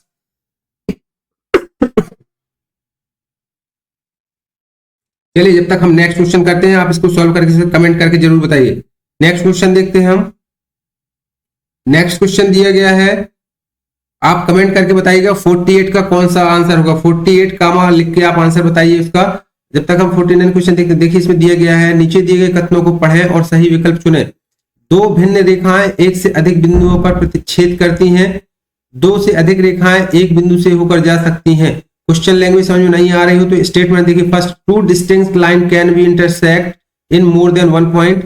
सेकंड स्टेटमेंट दिया गया है, more than two lines can pass through one point. बेटा आप समझते हो लाइंस क्या होती है, इस तरीके से लाइंस कहलाती है। ये एक लाइन है और एक ये लाइन दी गई है, ये डिस्टिंक्ट लाइन है। यदि हम इनको आगे बढ़ाते हैं तो इन फ्यूचर ये लाइन एक दूसरे को क्या करती हैं, इंटरसेक्ट करती हैं। हमेशा इंटरसेक्ट करती हैं जब दो डिस्टिंक्ट लाइन दी गई होती है, लेकिन दो पैरेलल लाइन होती हैं जो एक दूसरे के समांतर होती हैं, वो कभी एक दूसरे को कहीं नहीं काटती, चाहे उन्हें जितना भी बढ़ा दिया जाए। तो देखिए इस क्वेश्चन में पूछा गया है, पहला स्टेटमेंट दिया गया है, दो भिन्न रेखाएं एक से अधिक बिंदुओं पर प्रतिच्छेद कर सकती हैं, तो नहीं, हमारी दो रेखाएं हमेशा सिर्फ एक ही बिंदु पर, देखिए एक ही बिंदु पर प्रतिच्छेद कर सकती हैं, तो ये करेक्ट, ये पॉइंट गलत है। फिर दो से अधिक रेखाएं एक बिंदु से होकर जा सकती हैं, दो से अधिक रेखाएं यदि एक कोई बिंदु है तो इस बिंदु पर देखिए मल्टीपल लाइन होकर जा सकती हैं, ऐसा कोई प्रतिबंध नहीं है कि एक ही लाइन या दो लाइन ही जाएंगी, तो एक ही बिंदु पर हमारी कई से रेखाएं जा सकती हैं, तो ये करेक्शन हमारा क्या हो जाएगा, स्टेटमेंट 2 सत्य हो जाएगा। तो ऑप्शन इनमें से देखिए हमारा ऑप्शन नंबर 2 करेक्ट हो जाएगा। क्लियर है? चलिए ओके नमन, वेरी गुड वेरी गुड, 48 का 2, चलिए वेरी गुड। चलिए आगे और बताइए कमेंट करके। चलिए नेक्स्ट हम देखते हैं क्वेश्चन नंबर 50। क्वेश्चन नंबर 50 में दिया गया है, यदि हमारी x की वैल्यू कितनी दी गई, 30 दी गई है बेटा, y की वैल्यू 120 दी गई है और 6 ये दिया गया है, तो हमें फाइंड करना है 16 into x upon y plus 5 plus 1। इस इक्वेशन को हमें क्या करना है बेटा, सॉल्व करना है।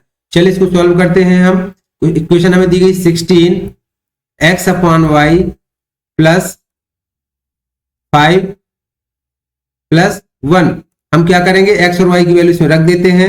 तो x की वैल्यू कितनी दी गई है, 30 दी गई है हमें, y की वैल्यू 120 दी गई है, प्लस 5 दिया गया है बेटा। इसको आप इस तरीके से सॉल्व कर लेंगे। देखिए ये कट जाएगा, शून्य से शून्य कट जाएगा, 3 1 3, 3 चौक 12, तो ये बचेगी 16 1/4 प्लस 5 और प्लस 1। क्लियर है? आगे हम इसको सॉल्व करते हैं। देखिए एलसीएम आएगा इसका 4, 4 एकम 4, तो यहाँ पे 4 ही 1 ही आ जाएगा। एलसीएम कितना आएगा इसका, 4 आ जाएगा, तो यहाँ हो जाएगा 1 प्लस यहाँ पे कितना जाएगा 20 प्लस 1। अब इसको सॉल्व करते हैं हम, कितना हो जाएगा ये, देखिए 20 और 1 21 हो जाएगा, और यहाँ नीचे 4 बचा है, तो इसको हम सॉल्व करते हैं बेटा। कैसे आएंगे इसका आंसर, इसको सॉल्व करते हैं आगे। चलिए आप भी मेरे साथ इसको सॉल्व करते चलिए, यदि आपको समझ में क्लियर आ रहा है तो। कितना हो जाएगा इसका आंसर आपको बताना है। देखिए ये देखिए इसके 4 के साथ इसके क्या है, इनटू है, 4 चौको इसको काट दे दी, इनटू में है, 4 चौको 16 हो जाएगा, और यहाँ 4 अंदर का 20 और 1 क्या हो जाएगा 21, 21 चौक 4 84 प्लस 1 कितना हो जाएगा इसका आंसर, बराबर 85, यानी कि 85। करेक्ट आंसर क्या हो जाएगा इसका, ऑप्शन नंबर 1 करेक्ट है बेटा। चलिए आप लोग कमेंट करके ऐसे बताते ही रहें, थैंक यू। चलिए नेक्स्ट क्वेश्चन देखते हैं हम। नेक्स्ट क्वेश्चन दिया गया है, भिन्न 5/8 का दशमिक रूप क्या होगा। The decimal form of the fraction 5/8 is, दशमलव भिन्न आपको निकालना आना चाहिए। 5/8 दिया गया है, कैसे निकालते हैं हम, जब भी दशमलव मान निकालना पड़ता है तो 8 का डिवाइड करेंगे इसमें, तो हम ये 8 का डिवाइड 5 में नहीं जाएगा, तो डेसिमल वैल्यू रखा देंगे, तो 50 हो जाएगा। तो कितना हो जाएगा, 8 6 48, 2 बचेंगे, तो फिर क्या हो जाएगा, ये 20 हो जाएगा, तो 8 दूनी 16, फिर 4 बचेंगे तो 40 हो जाएगा, 8 पंचे 40। इस तरीके से डेसिमल वैल्यू को हम सॉल्व कर लेते हैं। करेक्ट आंसर हो जाएगा इसका 0.625, option number 3 is correct answer. Clear है, सभी को समझ में आ रहा है? यदि आ रहा है तो यस करके लिखते जाए, यस करके कमेंट करें। समझ में आ रहा है तो प्लीज यस करके कमेंट करें। नेक्स्ट क्वेश्चन है हमारा, क्वेश्चन दिया गया देखिए 52, 21 से छोटी सभी अभाज्य संख्याओं का योग है। The sum of all prime numbers less than 21 is. अभाज्य नंबर ऐसी संख्याएं कहलाती हैं जिनके फैक्टर या तो 1 होता है या वो नंबर इटसेल्फ होता है। आपको मालूम होना चाहिए प्राइम नंबर या अभाज्य संख्या क्या कहलाती है। ऐसी संख्या होती है बेटा जो जिनका फैक्टर 1 होता है या वो संख्या सेल्फ होती है, वही प्राइम नंबर कहलाती है। सबसे छोटी प्राइम नंबर 2 होती है। तो हम देख लेते हैं 21 से छोटी सभी प्राइम नंबर, देखिए नोट करते हैं, 2 है, 3 है, 5 है, 7 है, फिर इसके बाद 11 है, 13 होगी, 13 के बाद कौन होगी, 15 16 नहीं होगी, 17 होगी, देन उसके बाद 19 होगी। ये हमारी 21 से छोटी, 21 से छोटी लिखी तो ये सभी हमारी क्या हो जाएंगी, 21 से छोटी प्राइम नंबर हो जाएंगी। अब पूछा गया सभी छोटी संख्याओं का अभाज्य संख्याओं का योग, यानी कि इनका टोटल क्या होगा। इन सबको आप टोटल करके बताइए मुझे कमेंट करके, क्या होना चाहिए इन सबका टोटल। करेक्ट आंसर वही होगा। यदि इन चारों में नहीं है तो हमारा ऑप्शन नन ऑफ दीज होना चाहिए था।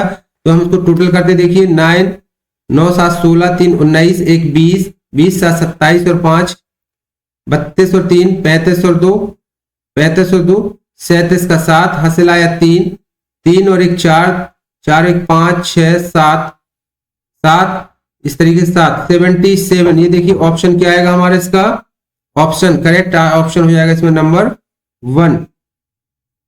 आप भी इसको करेक्ट करके आप जोड़ के देख सकते हैं क्या आंसर आ रहा है। यदि 77 आ रहा है तो करेक्ट आंसर है। चलिए नेक्स्ट क्वेश्चन देखते हैं।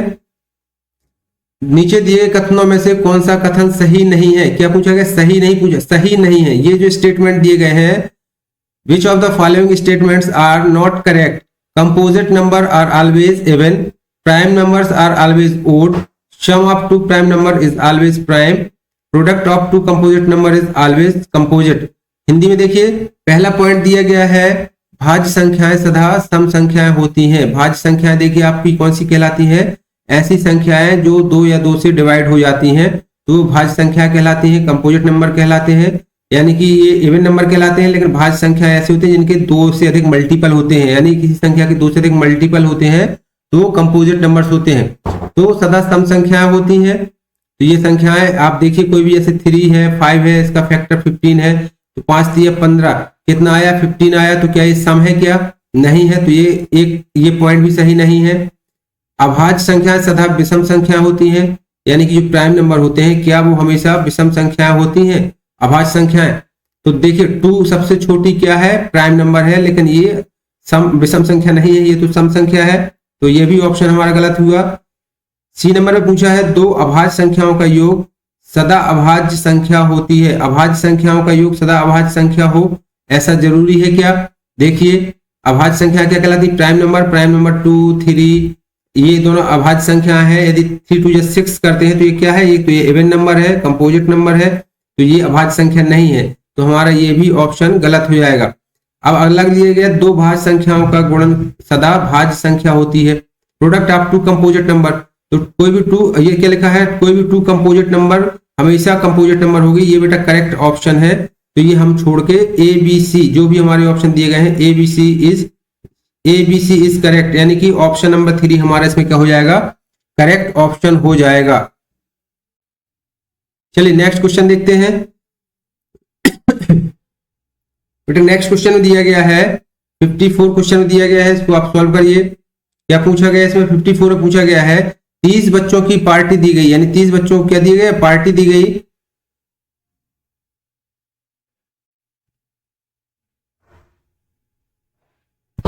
चलिए इसको सॉल्व करते हैं।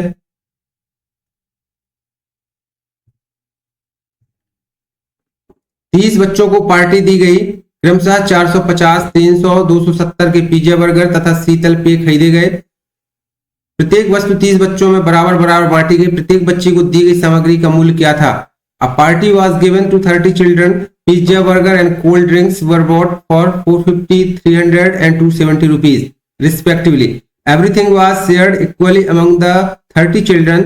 The cost of items given to each child was, यानी प्रत्येक बच्चे को कितना दिया है? कौन सा आइटम?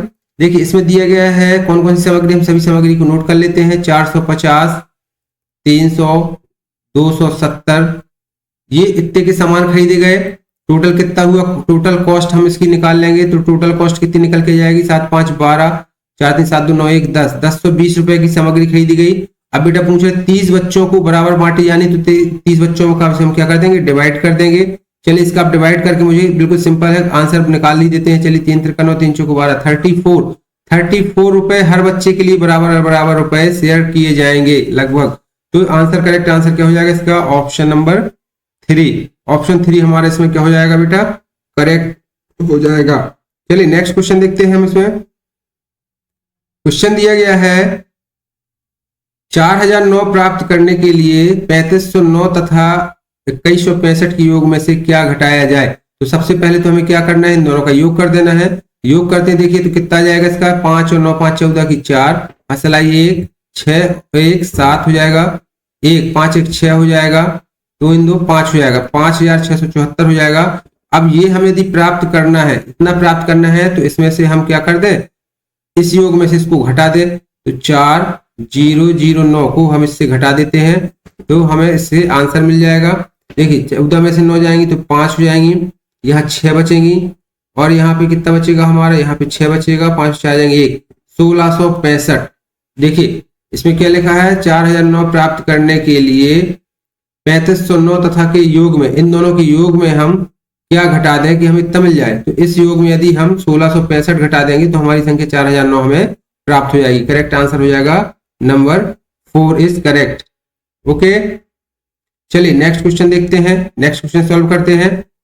नेक्स्ट क्वेश्चन बेटा दिया गया है इसमें 2.6 kilogram, 3 kilogram and 700 gram equal होगा, किसके बराबर होगा। तीनों को आपको जोड़ के इसकी सही वैल्यू निकालनी है। ये देखिए किलोग्राम में दिया गया है, किलोग्राम में दिया गया है, ये 700 ग्राम में दिया गया है। तो क्या कैसे नोट करते हैं इसको, 2.6 किलोग्राम को इस तरीके से लिख लेते हैं हम, ये किलोग्राम लिख लिया। 3 किलोग्राम 700 ग्राम को कैसे लिखेंगे, 3 किलोग्राम और 700 ग्राम, इस तरीके से इसको लिख लेते हैं क्योंकि ये ग्राम में है। इसके साथ इसको ऐड कर देते हैं, 7 6 13 के 3, 3 2 5 1 6, 6.3 किलोग्राम। इसी को हम क्या देखते हैं, देखिए 6.3 किलोग्राम तो हमें कहीं मिला नहीं ऑप्शन में, लेकिन 6 किलोग्राम 300 ग्राम लिखा है, तो हम 6 को क्या बोलते हैं, किलोग्राम बोलते हैं, 3 को ग्राम बोलते हैं, 300 ग्राम बोलेंगे तो हमारा करेक्ट आंसर हो जाएगा ऑप्शन नंबर 1। ऑप्शन नंबर 1 हो जाएगा।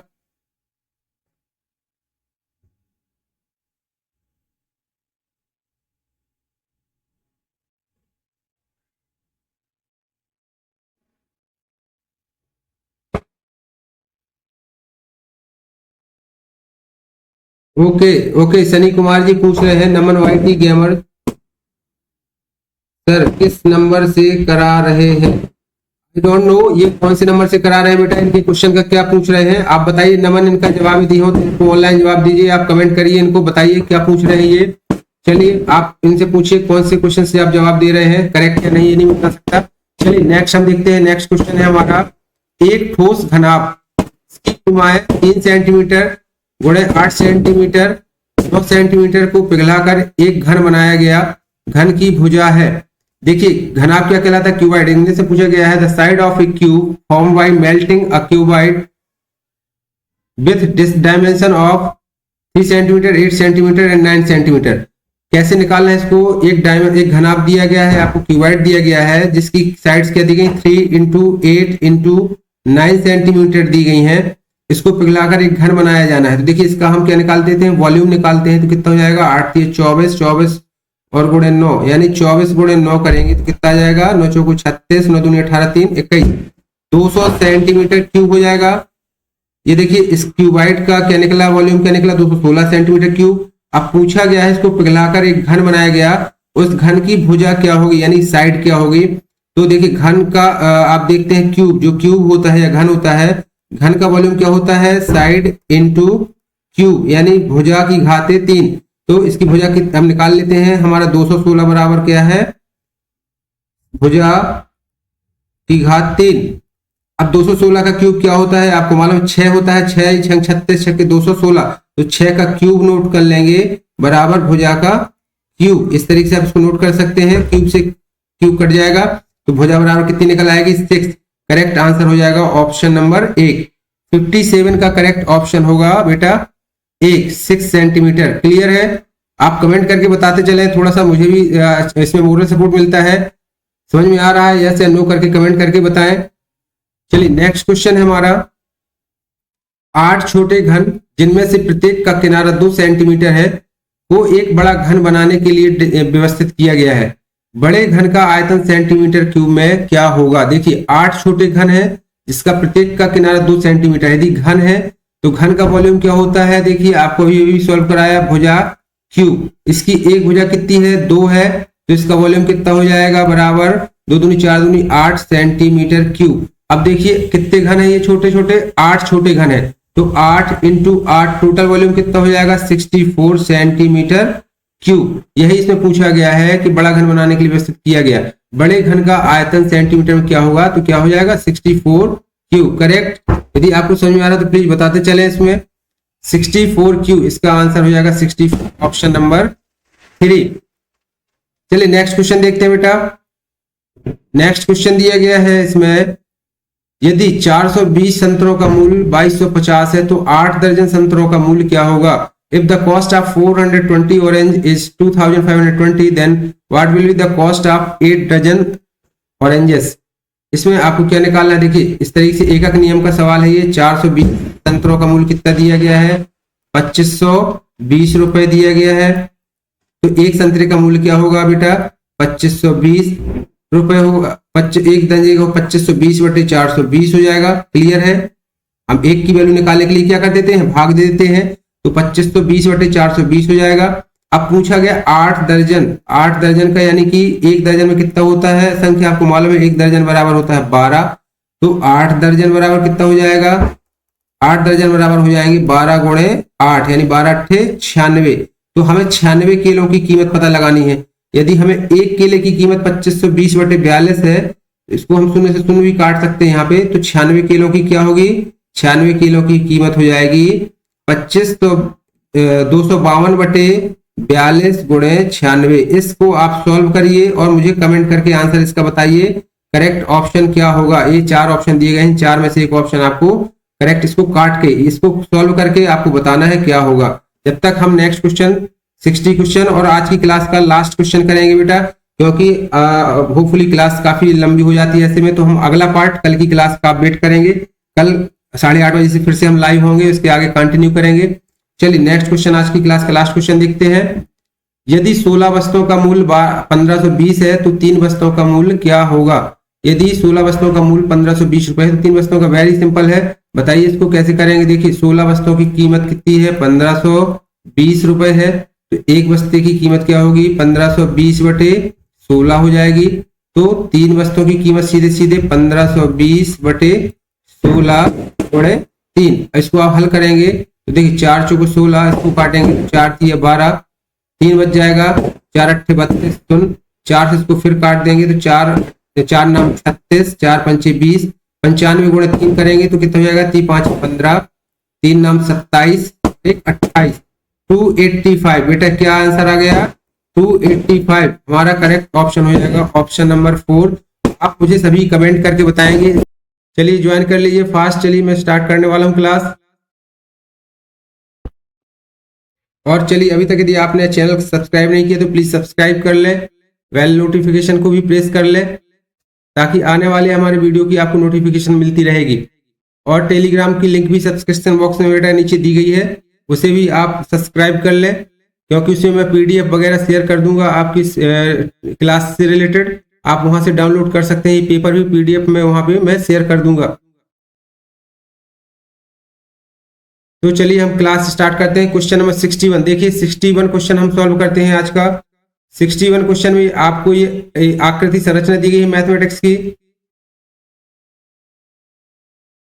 इस तरीके का क्वेश्चन आपका इंपॉर्टेंट क्वेश्चन आता है, हर साल आते हैं, मैथमेटिक्स से रिलेटेड भी क्वेश्चन आते हैं ये।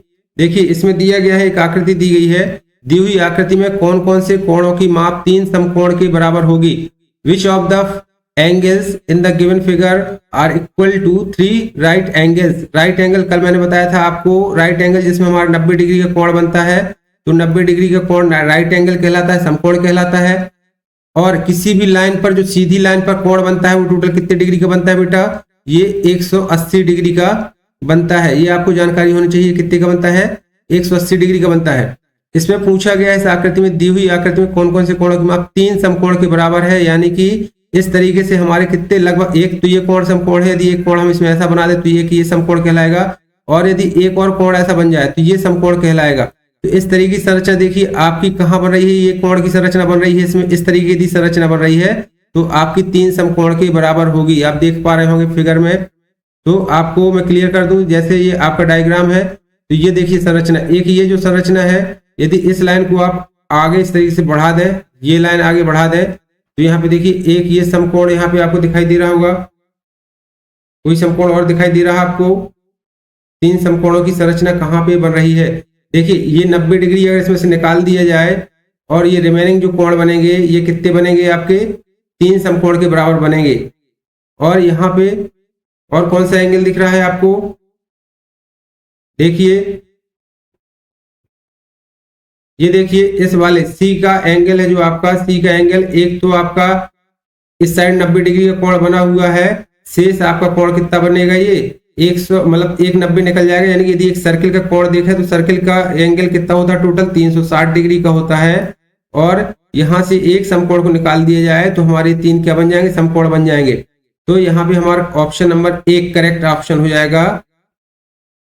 ओके, सैनिक स्कूल का एग्जाम डेट है सर? नो बेटा, अभी एग्जाम डेट नहीं आएगी, जैसे ही आएगी मैं प्रतिदिन चेक करता हूँ, जैसे ही आता है AISSEE ऑल इंडिया सैनिक स्कूल एंट्रेंस एग्जामिनेशन मैं आपको इन्फॉर्मेशन कर दूंगा। हाँ, हिंदी मीडियम, मैं हिंदी मीडियम से ही क्लास आपको कंप्लीट कराऊंगा, कंटिन्यू रहिएगा क्लास पे। ये कंटिन्यू है, पेपर आपका हिंदी और इंग्लिश दोनों मीडियम से होता है, तो आपको कोई प्रॉब्लम नहीं है। मैं इंग्लिश लैंग्वेज और हिंदी मीडियम दोनों में एक्सप्लेन कर रहा हूँ, तो ये हिंदी मीडियम में भी आपको समझ में आएगा। तो स्किप मत करिएगा, रिक्वेस्ट आपसे ये है, कंटिन्यू रहिएगा। पेन कॉपी लेके बैठ जाए, बीच में दी आप हो सके तो कमेंट के माध्यम से बताइएगा। ओके, यदि समझ में आया जो मैं बोल रहा हूँ तो यस करके कमेंट करिए प्लीज। चलिए, तो हमारे 61 का आंसर क्या हो जाएगा बेटा, इसका हो जाएगा नंबर 1।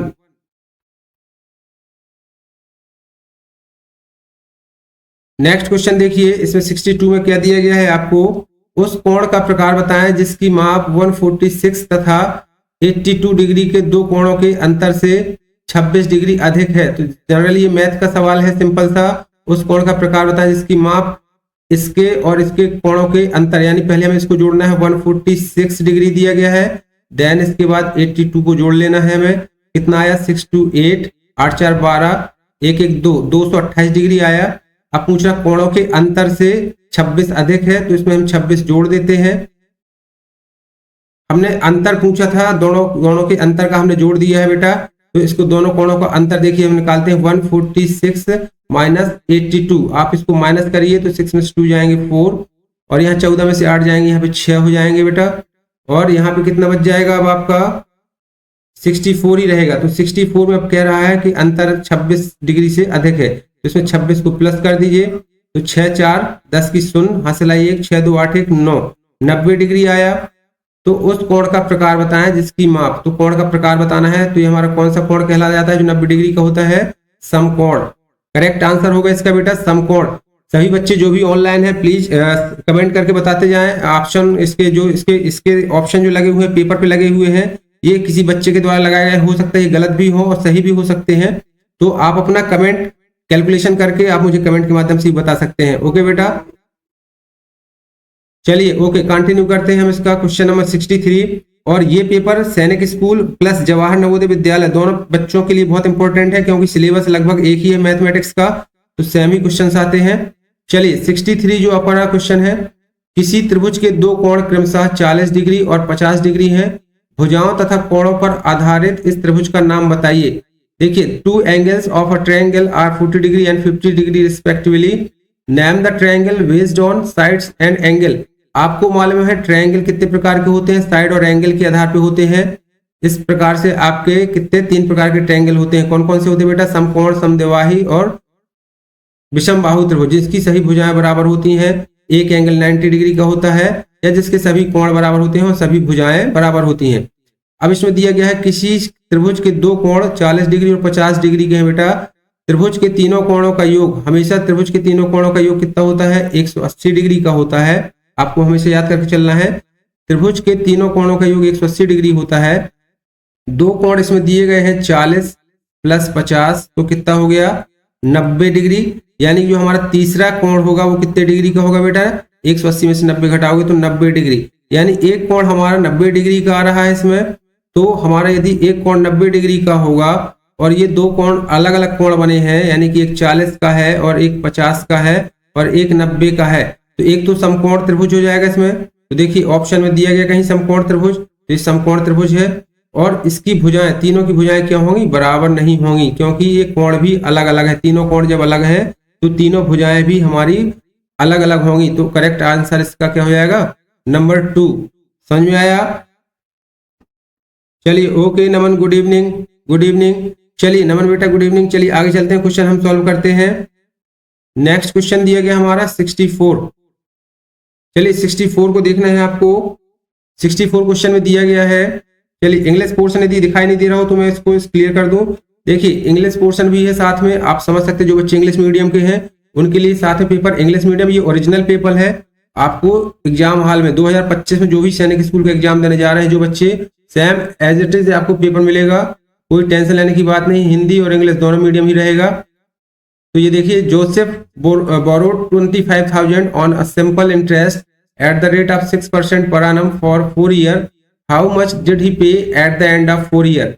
इसका डिस्कशन करें हिंदी में। देखिए, जोसेफ ने 25,000 रुपए 6% वार्षिक ब्याज की दर से 4 वर्ष के लिए साधारण ब्याज पर उधार लिया, तो उसने 4 वर्ष पश्चात कितनी राशि चुकाई।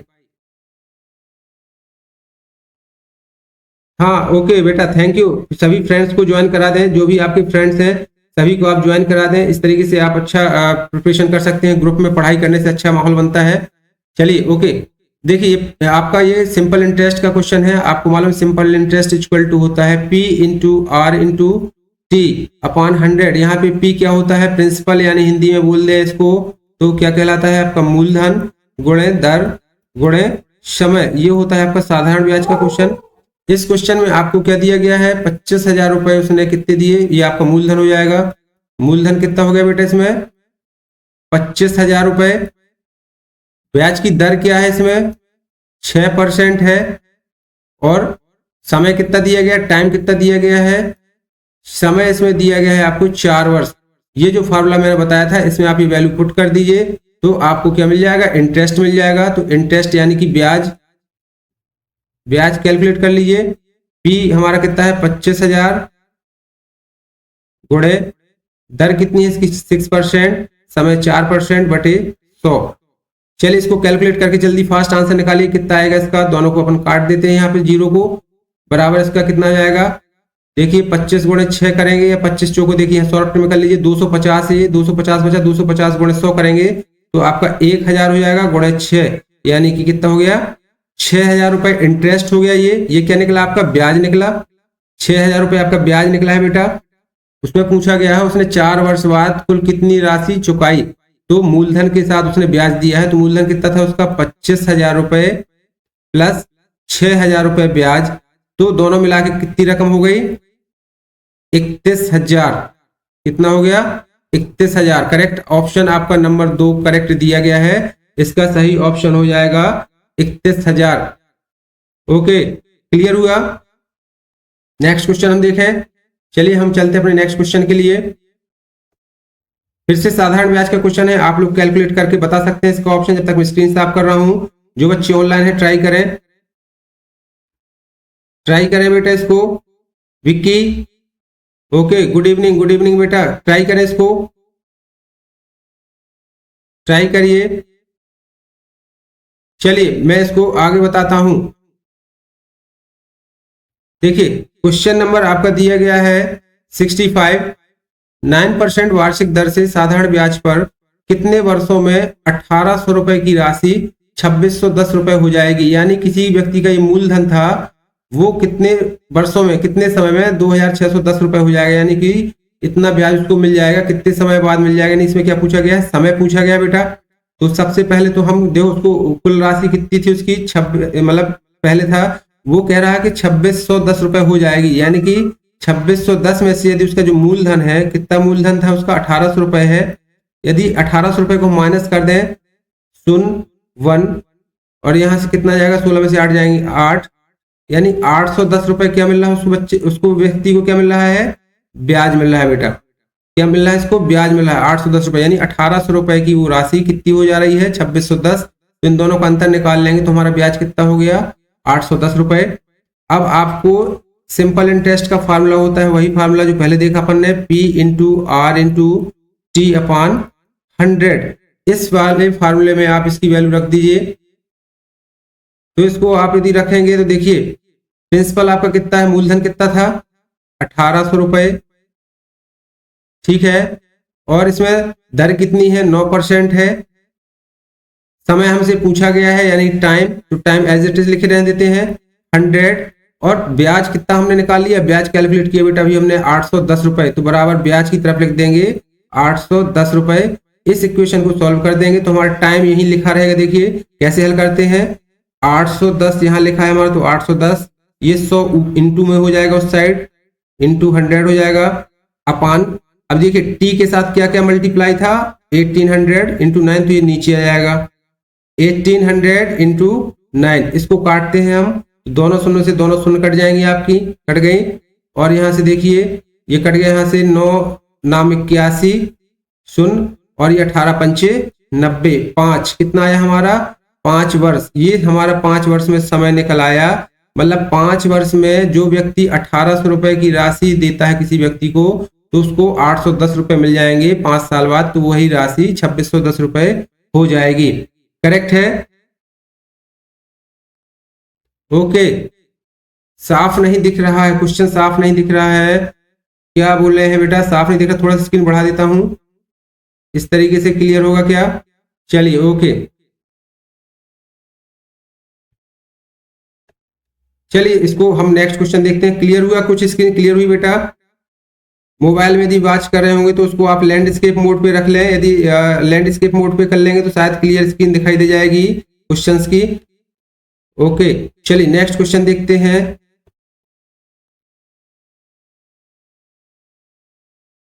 नेक्स्ट क्वेश्चन हमारा दिया गया है,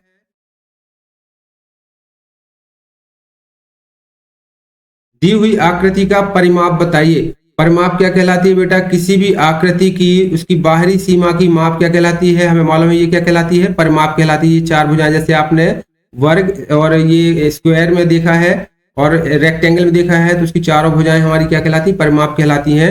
इसी तरीके से इस क्वेश्चन में बहुत ही देखने में बहुत कठिन क्वेश्चन लग रहा है, लेकिन बहुत ही इजी क्वेश्चन है। ये देखिए इसमें चारों साइड्स इक्वल दी गई। यदि हम इसको चार टुकड़ों में तोड़ दें इस आकृति को, तो चारों साइड हमारी क्या है? इक्वल दी गई हैं। और एक साइड की हम यदि कैलकुलेशन करें, देखिए दो से यहाँ से देखिए स्टार्ट करते हैं, तो ये देखिए 4 सेंटीमीटर, 2 सेंटीमीटर तो 6 सेंटीमीटर, 6 2 8 सेंटीमीटर और 8 4 12 सेंटीमीटर। तो एक आकृति की कुल परिमाप कितनी है? 12 सेंटीमीटर। ऐसी कितनी आकृति? 1 2 3 4 है, तो 12 गुणे आप 4 कर दीजिए, सीधी सी बात, 12 चौको 48 सेंटीमीटर। कुल हमारी इसकी परिमाप कितनी आ जाएगी? 48 सेंटीमीटर। क्लियर हुआ? देखिए हमें परिमाप होती है उसकी बाहरी सीमा की नाप। हम एक साइड की नाप, चारों साइड की सीमा एक सी है, एक ही नाप है, तो हम एक साइड की नाप पूरी टोटल कैलकुलेट कर लेते हैं। 4 सेंटीमीटर, 2 6 सेंटीमीटर, 6 2 8 सेंटीमीटर, 8 4 12 और 12 चौक 48। क्लियर है? Option number 3 is correct answer. चलिए अभी तक यदि चैनल को सब्सक्राइब नहीं किया तो सब्सक्राइब कर लें प्लीज, और लाइक और शेयर भी कर दें, कमेंट भी कर दें। जेएनवी का exam date sir Hindi medium? हाँ बेटा, जेएनवी की जो डेट है वो आपकी 18 जनवरी है। 18 जनवरी 2025 में एग्जाम होगा। वो हिंदी मीडियम हो या इंग्लिश मीडियम, सभी की एक साथ है 6th क्लास के लिए, और 9th क्लास का डिफरेंट है, तो 9th क्लास के आप देख सकते हैं और अपडेट कर दूंगा आपको। देखिए नेक्स्ट क्वेश्चन देखते हैं हम। 67 क्वेश्चन में पूछा गया है, पिंकी 50 मीटर भुजा वाले एक वर्गाकार क्षेत्र के 6 चक्कर लगाती है। देखिए क्या दिया गया है, एक वर्गाकार है इसका ये मैदान है इस तरीके से, जिसकी एक भुजा कितनी दी गई है? 50 मीटर दी गई है। वो इसके कितने चक्कर लगाती है बेटा? 6 चक्कर लगाती है। वहीं श्रुति 160 मीटर लंबे तथा 120 मीटर चौड़े एक आयताकार क्षेत्र के 2 चक्कर लगाती है। एक आयताकार क्षेत्र इस तरीके से बना हुआ है। अब वो कह रहा है कि 160 मीटर लंबे और 120 मीटर चौड़े इस क्षेत्र के कितने चक्कर लगाती है बेटा? 2 चक्कर लगाती है। तो ऐसे क्वेश्चन में हमें क्या करना पड़ेगा?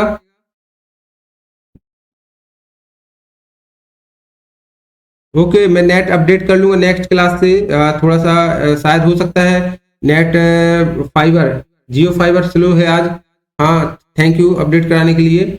जियो फाइबर की वजह से हो सकता है स्लो, आज नेटवर्क सही नहीं आ रहे हैं। चलिए ओके, कोशिश करिए, कंटिन्यू रहिए। हमें ऐसे क्वेश्चन में क्या करना है? देखिए इसमें क्या दिया गया, पहले पिंकी 50 मीटर भुजा वाले एक वर्गाकार क्षेत्र के 6 चक्कर लगाती है। तो पहले हम इसका क्या निकालते हैं? आयतन निकालते हैं, इसका परिमाप निकालते हैं। वर्ग का परिमाप क्या होता है? 4 गुणे भुजा, एक भुजा 50 है तो कितना हो जाएगा? 4 5 20 यानी 200 हो जाएगा हमारा। और 6 चक्कर लगाती है तो गुणे 6 कर दीजिए, तो 6 दूनी 1200 मीटर। कुल इसने कितनी दूरी कवर की? इसने कुल दूरी कवर की 1200 मीटर।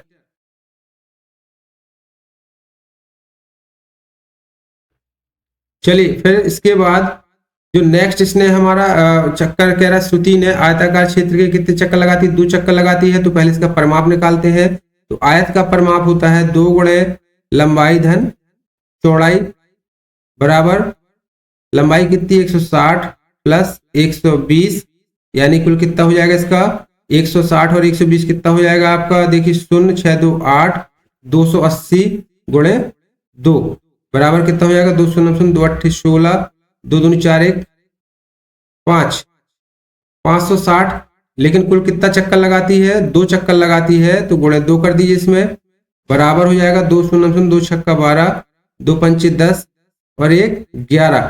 इसने कुल दूरी कितनी कवर की बेटा श्रुति ने 1120 मीटर और इसने 1200 मीटर।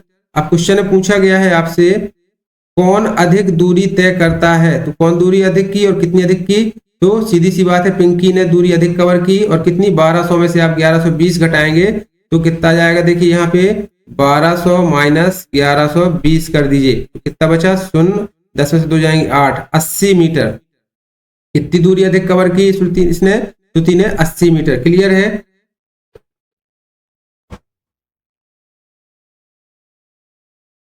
नो बेटा कुलेंद्र राज जी ने क्वेश्चन किया है सर सैनिक स्कूल के फॉर्म भरा रहे हैं, अभी नहीं, अभी ऑनलाइन मैंने चेक किया है, अभी डेट नहीं आई है, जैसे ही आएगी डेट मैं उसके ऊपर अपडेट कर दूंगा आपको और आपको इसकी इंफॉर्मेशन आपको उसे मिल जाएगी टेलीग्राम चैनल पे।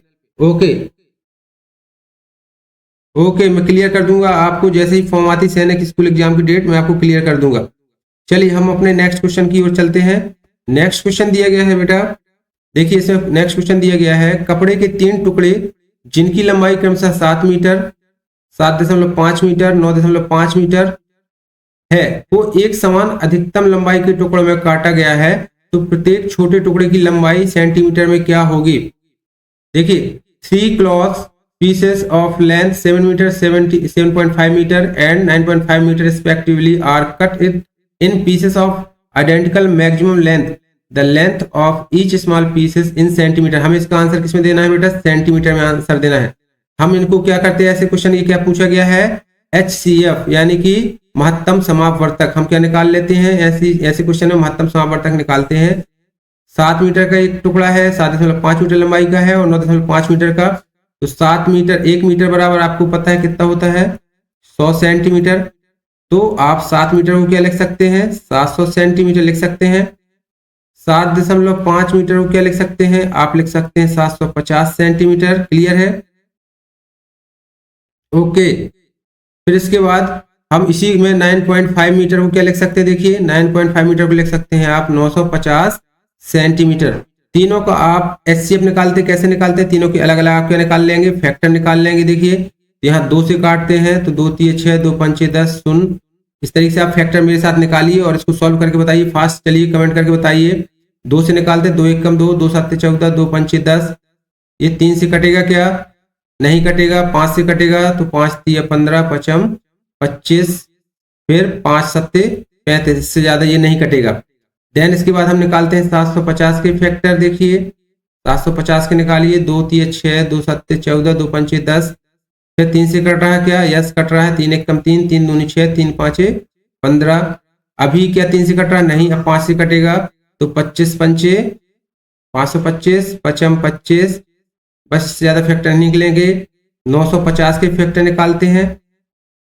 950 के फैक्टर कैसे निकालेंगे हम इसमें, देखिए हम इसको 2 से डिवाइड करते हैं तो 2 4 जा 8, 2 चौक 8, 1 निकलेगा तो 14 हो जाएगा, 15 हो जाएगा, 2 7 14, फिर 1 2 पंचे 10, क्या 3 से कट रहा अभी, देखिए 3 1 कम 3, 1 बचा तो 3 5 15, नहीं कट रहा, डायरेक्ट हम 5 से काटते हैं। 5 नाम 45, 2 बचे तो 25 5 25 हो जाएगा, फिर 5 से काटते हैं तो 5 1 कम 5 और 5 नाम 45। ये देखिए इसमें हमारा 19 आ गया, 19 के अब कोई फैक्टर नहीं होते हैं। हम क्या कर लेंगे, अब हम HCF में क्या करते हैं, जो भी कॉमन फैक्टर होते हैं, देखिए पहला 2 सब में मिल रहा, यस 2 एक 2 मिल रहा सब में, तो 2 नोट कर लेते हैं। देन इसके बाद दूसरा 2 है क्या, नहीं है। इसके बाद 5 3 है क्या किसी में और, नहीं है, तीनों में 3 नहीं है तो 3 को भी क्रॉस कर देते हैं। 1 5 सभी में है, ये 5 सभी में है, ये 5 तो इंटू 5 लिख लेते हैं। 1 5 और है सभी में कॉमन है, 1 5 लिख लेते हैं। इस तरीके से हम HCF निकालते हैं। इसको मल्टीप्लाई कर दीजिए, 5 दूनी 10 5 50, कितना आ गया बेटा 50। तो ये इसका करेक्ट आंसर हो जाएगा 50, ऑप्शन नंबर 4, यानी प्रत्येक छोटे टुकड़े की लंबाई जो 50 सेंटीमीटर का होगा, कम से कम 50 सेंटीमीटर का। करेक्ट ऑप्शन क्या हो जाएगा बेटा इसका? Option number 4। ओके,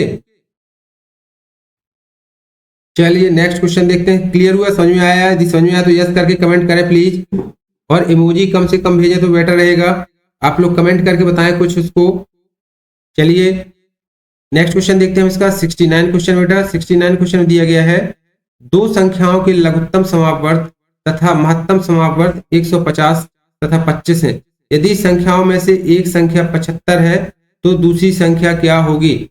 ये क्वेश्चन आपका डायरेक्ट लघुत्तम समापवर्तक और महत्तम समापवर्तक से है। ये आपका फार्मूला बेस्ड है। आप मुझे कल इसका कमेंट करके बताएंगे। अभी कमेंट करके मैं आगे क्वेश्चन सॉल्व करा रहा हूं। जब तक आप मुझे कमेंट करके बताएं इसका ऑप्शन क्या होगा, इसको आप लोग सॉल्व करिए और मुझे कमेंट करके बताइए। चलिए हम नेक्स्ट क्वेश्चन देखते हैं। नेक्स्ट क्वेश्चन दिया गया है इसमें, एक दुकानदार ने एक मेज और एक कुर्सी, देखिए दो आइटम उसने खरीदे, एक मेज और एक कुर्सी, क्रमशः 1900 रुपए और 600 रुपए में खरीदी। उसने दोनों वस्तुएं अंकित को 15% लाभ के साथ बेच दी। तो अंकित ने मेज और कुर्सी के लिए कितना मूल्य चुकाया? देखिए क्या दिया गया इसमें, नोट कर लीजिए। ये मेज प्लस कुर्सी, उसने दोनों चीजें कितने रुपए में खरीदी बेटा? 1900 प्लस 600 रुपए। तो उसकी टोटल कॉस्ट कितनी हो गई? 9 6 15 1 1 2 2500 रुपए उसने लगाए। उसने दोनों वस्तुएं अंकित को कितने 15% लाभ के साथ बेची हैं। 15% लाभ, तो लाभ परसेंट क्या होता है? लाभ परसेंट बराबर होता है आपका लाभ बटे क्रय मूल्य। आपको फार्मूले रटने होंगे इनटू 100। ये आपका फार्मूला होता है, आपको पता है लाभ का फार्मूला क्या होता है? लाभ परसेंट का फार्मूला होता है, ये दिया गया है। तो लाभ परसेंट बराबर होता है लाभ बटे क्रय मूल्य गुणे 100। लाभ परसेंट आपका कितना दिया गया? 15 दिया गया है, बराबर है ना। और लाभ का आपको फाइंड करना है, यहाँ पे कितना लाभ उसको मिला होगा। तो लाभ बटे क्रय मूल्य कितना है, इसमें कितनी खरीदी उसने टोटल कुर्सियां? 2500 रुपए की। तो यहाँ 2500 हो जाएगा गुणे 100। अभी देखिए 100 से दोनों शून्य कट जाएंगी। तो लाभ बराबर आपका कितना निकल के आ गया इसमें? लाभ बराबर 15 का आप गुणा 25 से कर दीजिए, 15 अपना 75, 15 दूनी 30 और 7 37, 375 रुपए को से क्या हुआ? लाभ हो गया बेटा। अभी बताइए अंकित ने मेज और कुर्सी के लिए कितना राशि चुकाई? ये देखिए क्वेश्चन पूछा गया है, आपको क्वेश्चन छोड़ के नहीं आना है। एक ही क्वेश्चन में 2 3 क्वेश्चन शामिल किए गए हैं।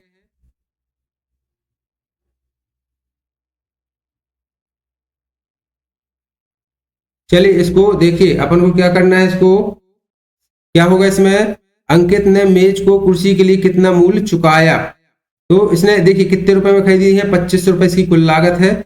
उसको लाभ हुआ 375 रुपए का। दोनों को आप जोड़ दीजिए, कितना हो जाएगा? 2500 प्लस 375, 5 7 5 3 8 और 2, कितना हो गया इसका? 2875 रुपए। करेक्ट आंसर क्या हो जाएगा इसका? 2875। चलिए इसको टिक कर लीजिए आप, 2875 70 का करेक्ट आंसर हो जाएगा। चलिए नेक्स्ट क्वेश्चन देखते हैं।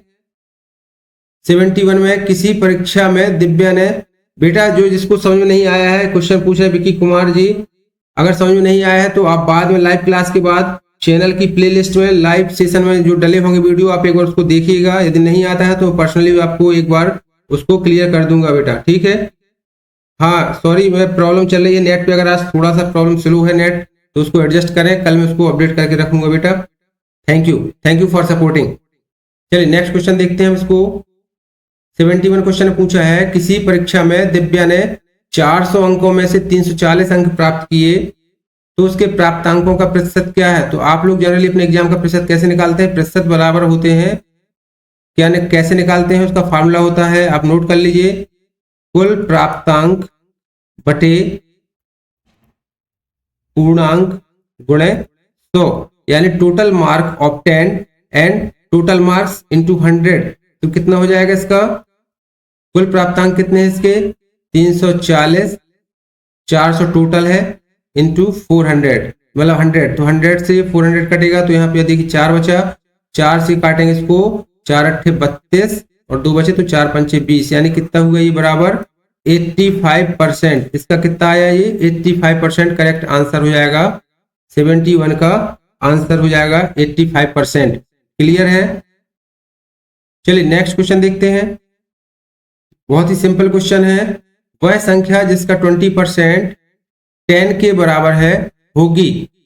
तो क्या है वह संख्या? मान लेते हैं हम इसमें, देखिए आप इसको कैसे निकालते हैं ऐसे क्वेश्चंस को, आपको बताना है। वह संख्या जिसका 20% 10 के बराबर है तो क्या होगी? तो लेट द नंबर इज, यानी माना कि वह नंबर कितना है x है, तो x का 20%, x का जो 20% है वो किसके बराबर है? क्वेश्चन 10 के बराबर है। ये हमारा इक्वेशन निकल आएगी ना, क्योंकि हम संख्या को मान लेते हैं x, कि मानो वह संख्या x है, तो उस x का क्वेश्चन में दिया गया 20% किसके बराबर है? 10 के बराबर है।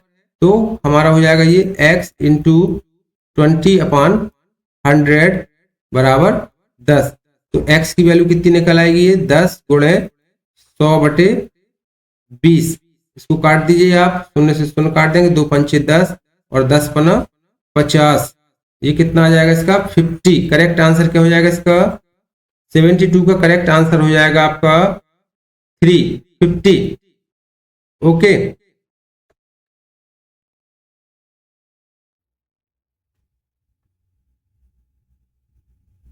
बेटा कुलेंद्र राज जी पूछ रहे हैं भरे नहीं जा रहे हैं अभी फॉर्म, जैसी अपडेशन मुझे मिलता है मैं आपको इन्फॉर्म कर दूंगा। आप टेलीग्राम चैनल पे लाइव रहिए, टेलीग्राम चैनल को सब्सक्राइब कर लीजिए। जैसे ही आता है तो उसमें अपडेशन क्लियर कर दूंगा आपके लिए या सभी बच्चों के लिए। चलिए नेक्स्ट क्वेश्चन देखते हैं। नेक्स्ट क्वेश्चन 73 क्वेश्चन में दिया गया है, यदि किसी संख्या का 46% 115 है तो उसी संख्या का 150% क्या होगा? ऐसे ही आपको इसको सॉल्व करना। देखिए माना कि वह संख्या x है, तो x का 46% कितना है? 115 है। तो पहले आप इस संख्या को निकाल लेंगे, फिर उसके बाद उसी संख्या का आपको 150% निकालना है।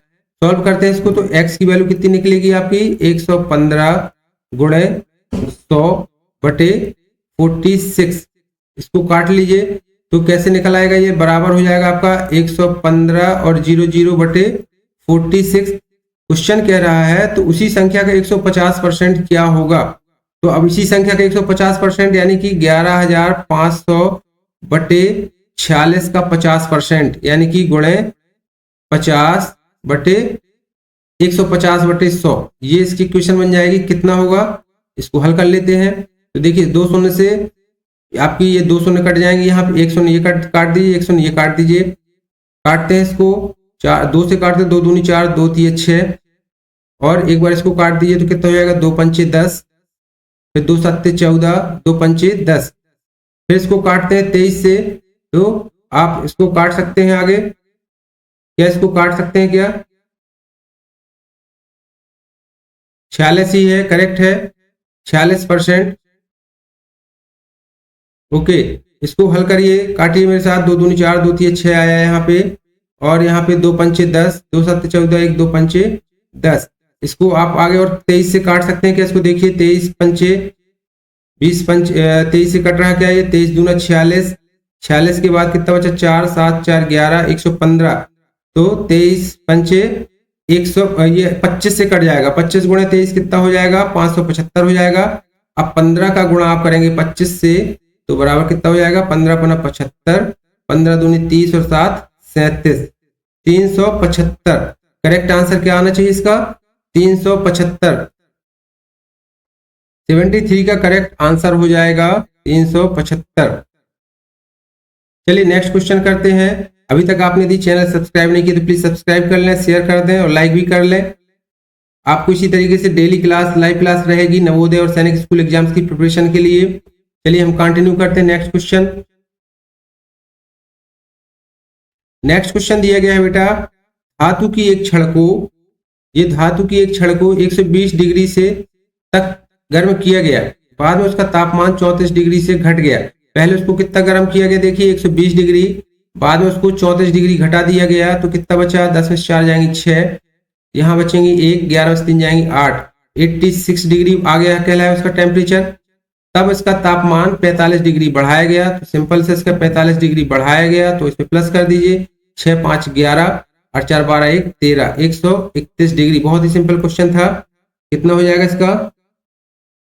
इसका ऑप्शन हो जाएगा, देखिए 131 का ऑप्शन नंबर 3 का करेक्ट आंसर ये हो जाएगा। चलिए नेक्स्ट क्वेश्चन देखते हैं, और आज की क्लास का हमारा लास्ट क्वेश्चन रहेगा। थोड़ा नेटवर्क इशू भी है, कल इसको हम अपडेट कर लेंगे, नेटवर्क इशू को करेक्ट करते हैं बेटा। उसके बाद ये जो नेट की इशू कुछ बच्चों को आ रहा है, थोड़ा स्लो हो रहा है नेट, कल ये नहीं रहेगी प्रॉब्लम हमारी, ठीक है। चलिए ओके, चलिए आज का लास्ट क्वेश्चन देखते हैं। ये क्वेश्चन दिया गया डायरेक्ट फार्मूले बेस्ड पे है। एक बर्तन को 65 डिग्री सेल्सियस तापमान तक गर्म किया गया, तो बर्तन का तापमान डिग्री फ़ारेनहाइट में बताइए। ये डिग्री सेल्सियस से डिग्री फ़ारेनहाइट में आपको कन्वर्ट करने का फार्मूला होता है C = क्या होता है 5/9 F-32। ये इसका फार्मूला होता है। इस फार्मूले में डायरेक्ट वैल्यू रख देनी होती है और आपका ऑप्शन आंसर आ जाएगा। चलिए इसको सॉल्व करते हैं। क्वेश्चन करिए, आप लोग मेरे साथ सॉल्व करिए और कमेंट करके बताइए क्या इसका सॉल्यूशन होगा, क्या होगा इसका आंसर। वैल्यू दी गई इसमें, सी की वैल्यू कितनी दी गई, देखिए C = दिया गया 62 डिग्री सेल्सियस में, कितना है 62, यहाँ रख लेते हैं, बराबर 5/9 F-32 है यहाँ पे। अब देखिए अंदर क्या होगा। चलिए ओके, आज की क्लास हम यहीं खत्म करते हैं बेटा। चैनल को सब्सक्राइब कर लीजिए और टेलीग्राम चैनल को सब्सक्राइब कर लीजिए, वहां पे मैं आपको इसकी डायरेक्ट जो भी PDF फाइल वगैरह शेयर कर दूंगा। चलिए गुड नाइट, जय हिंद, जय भारत।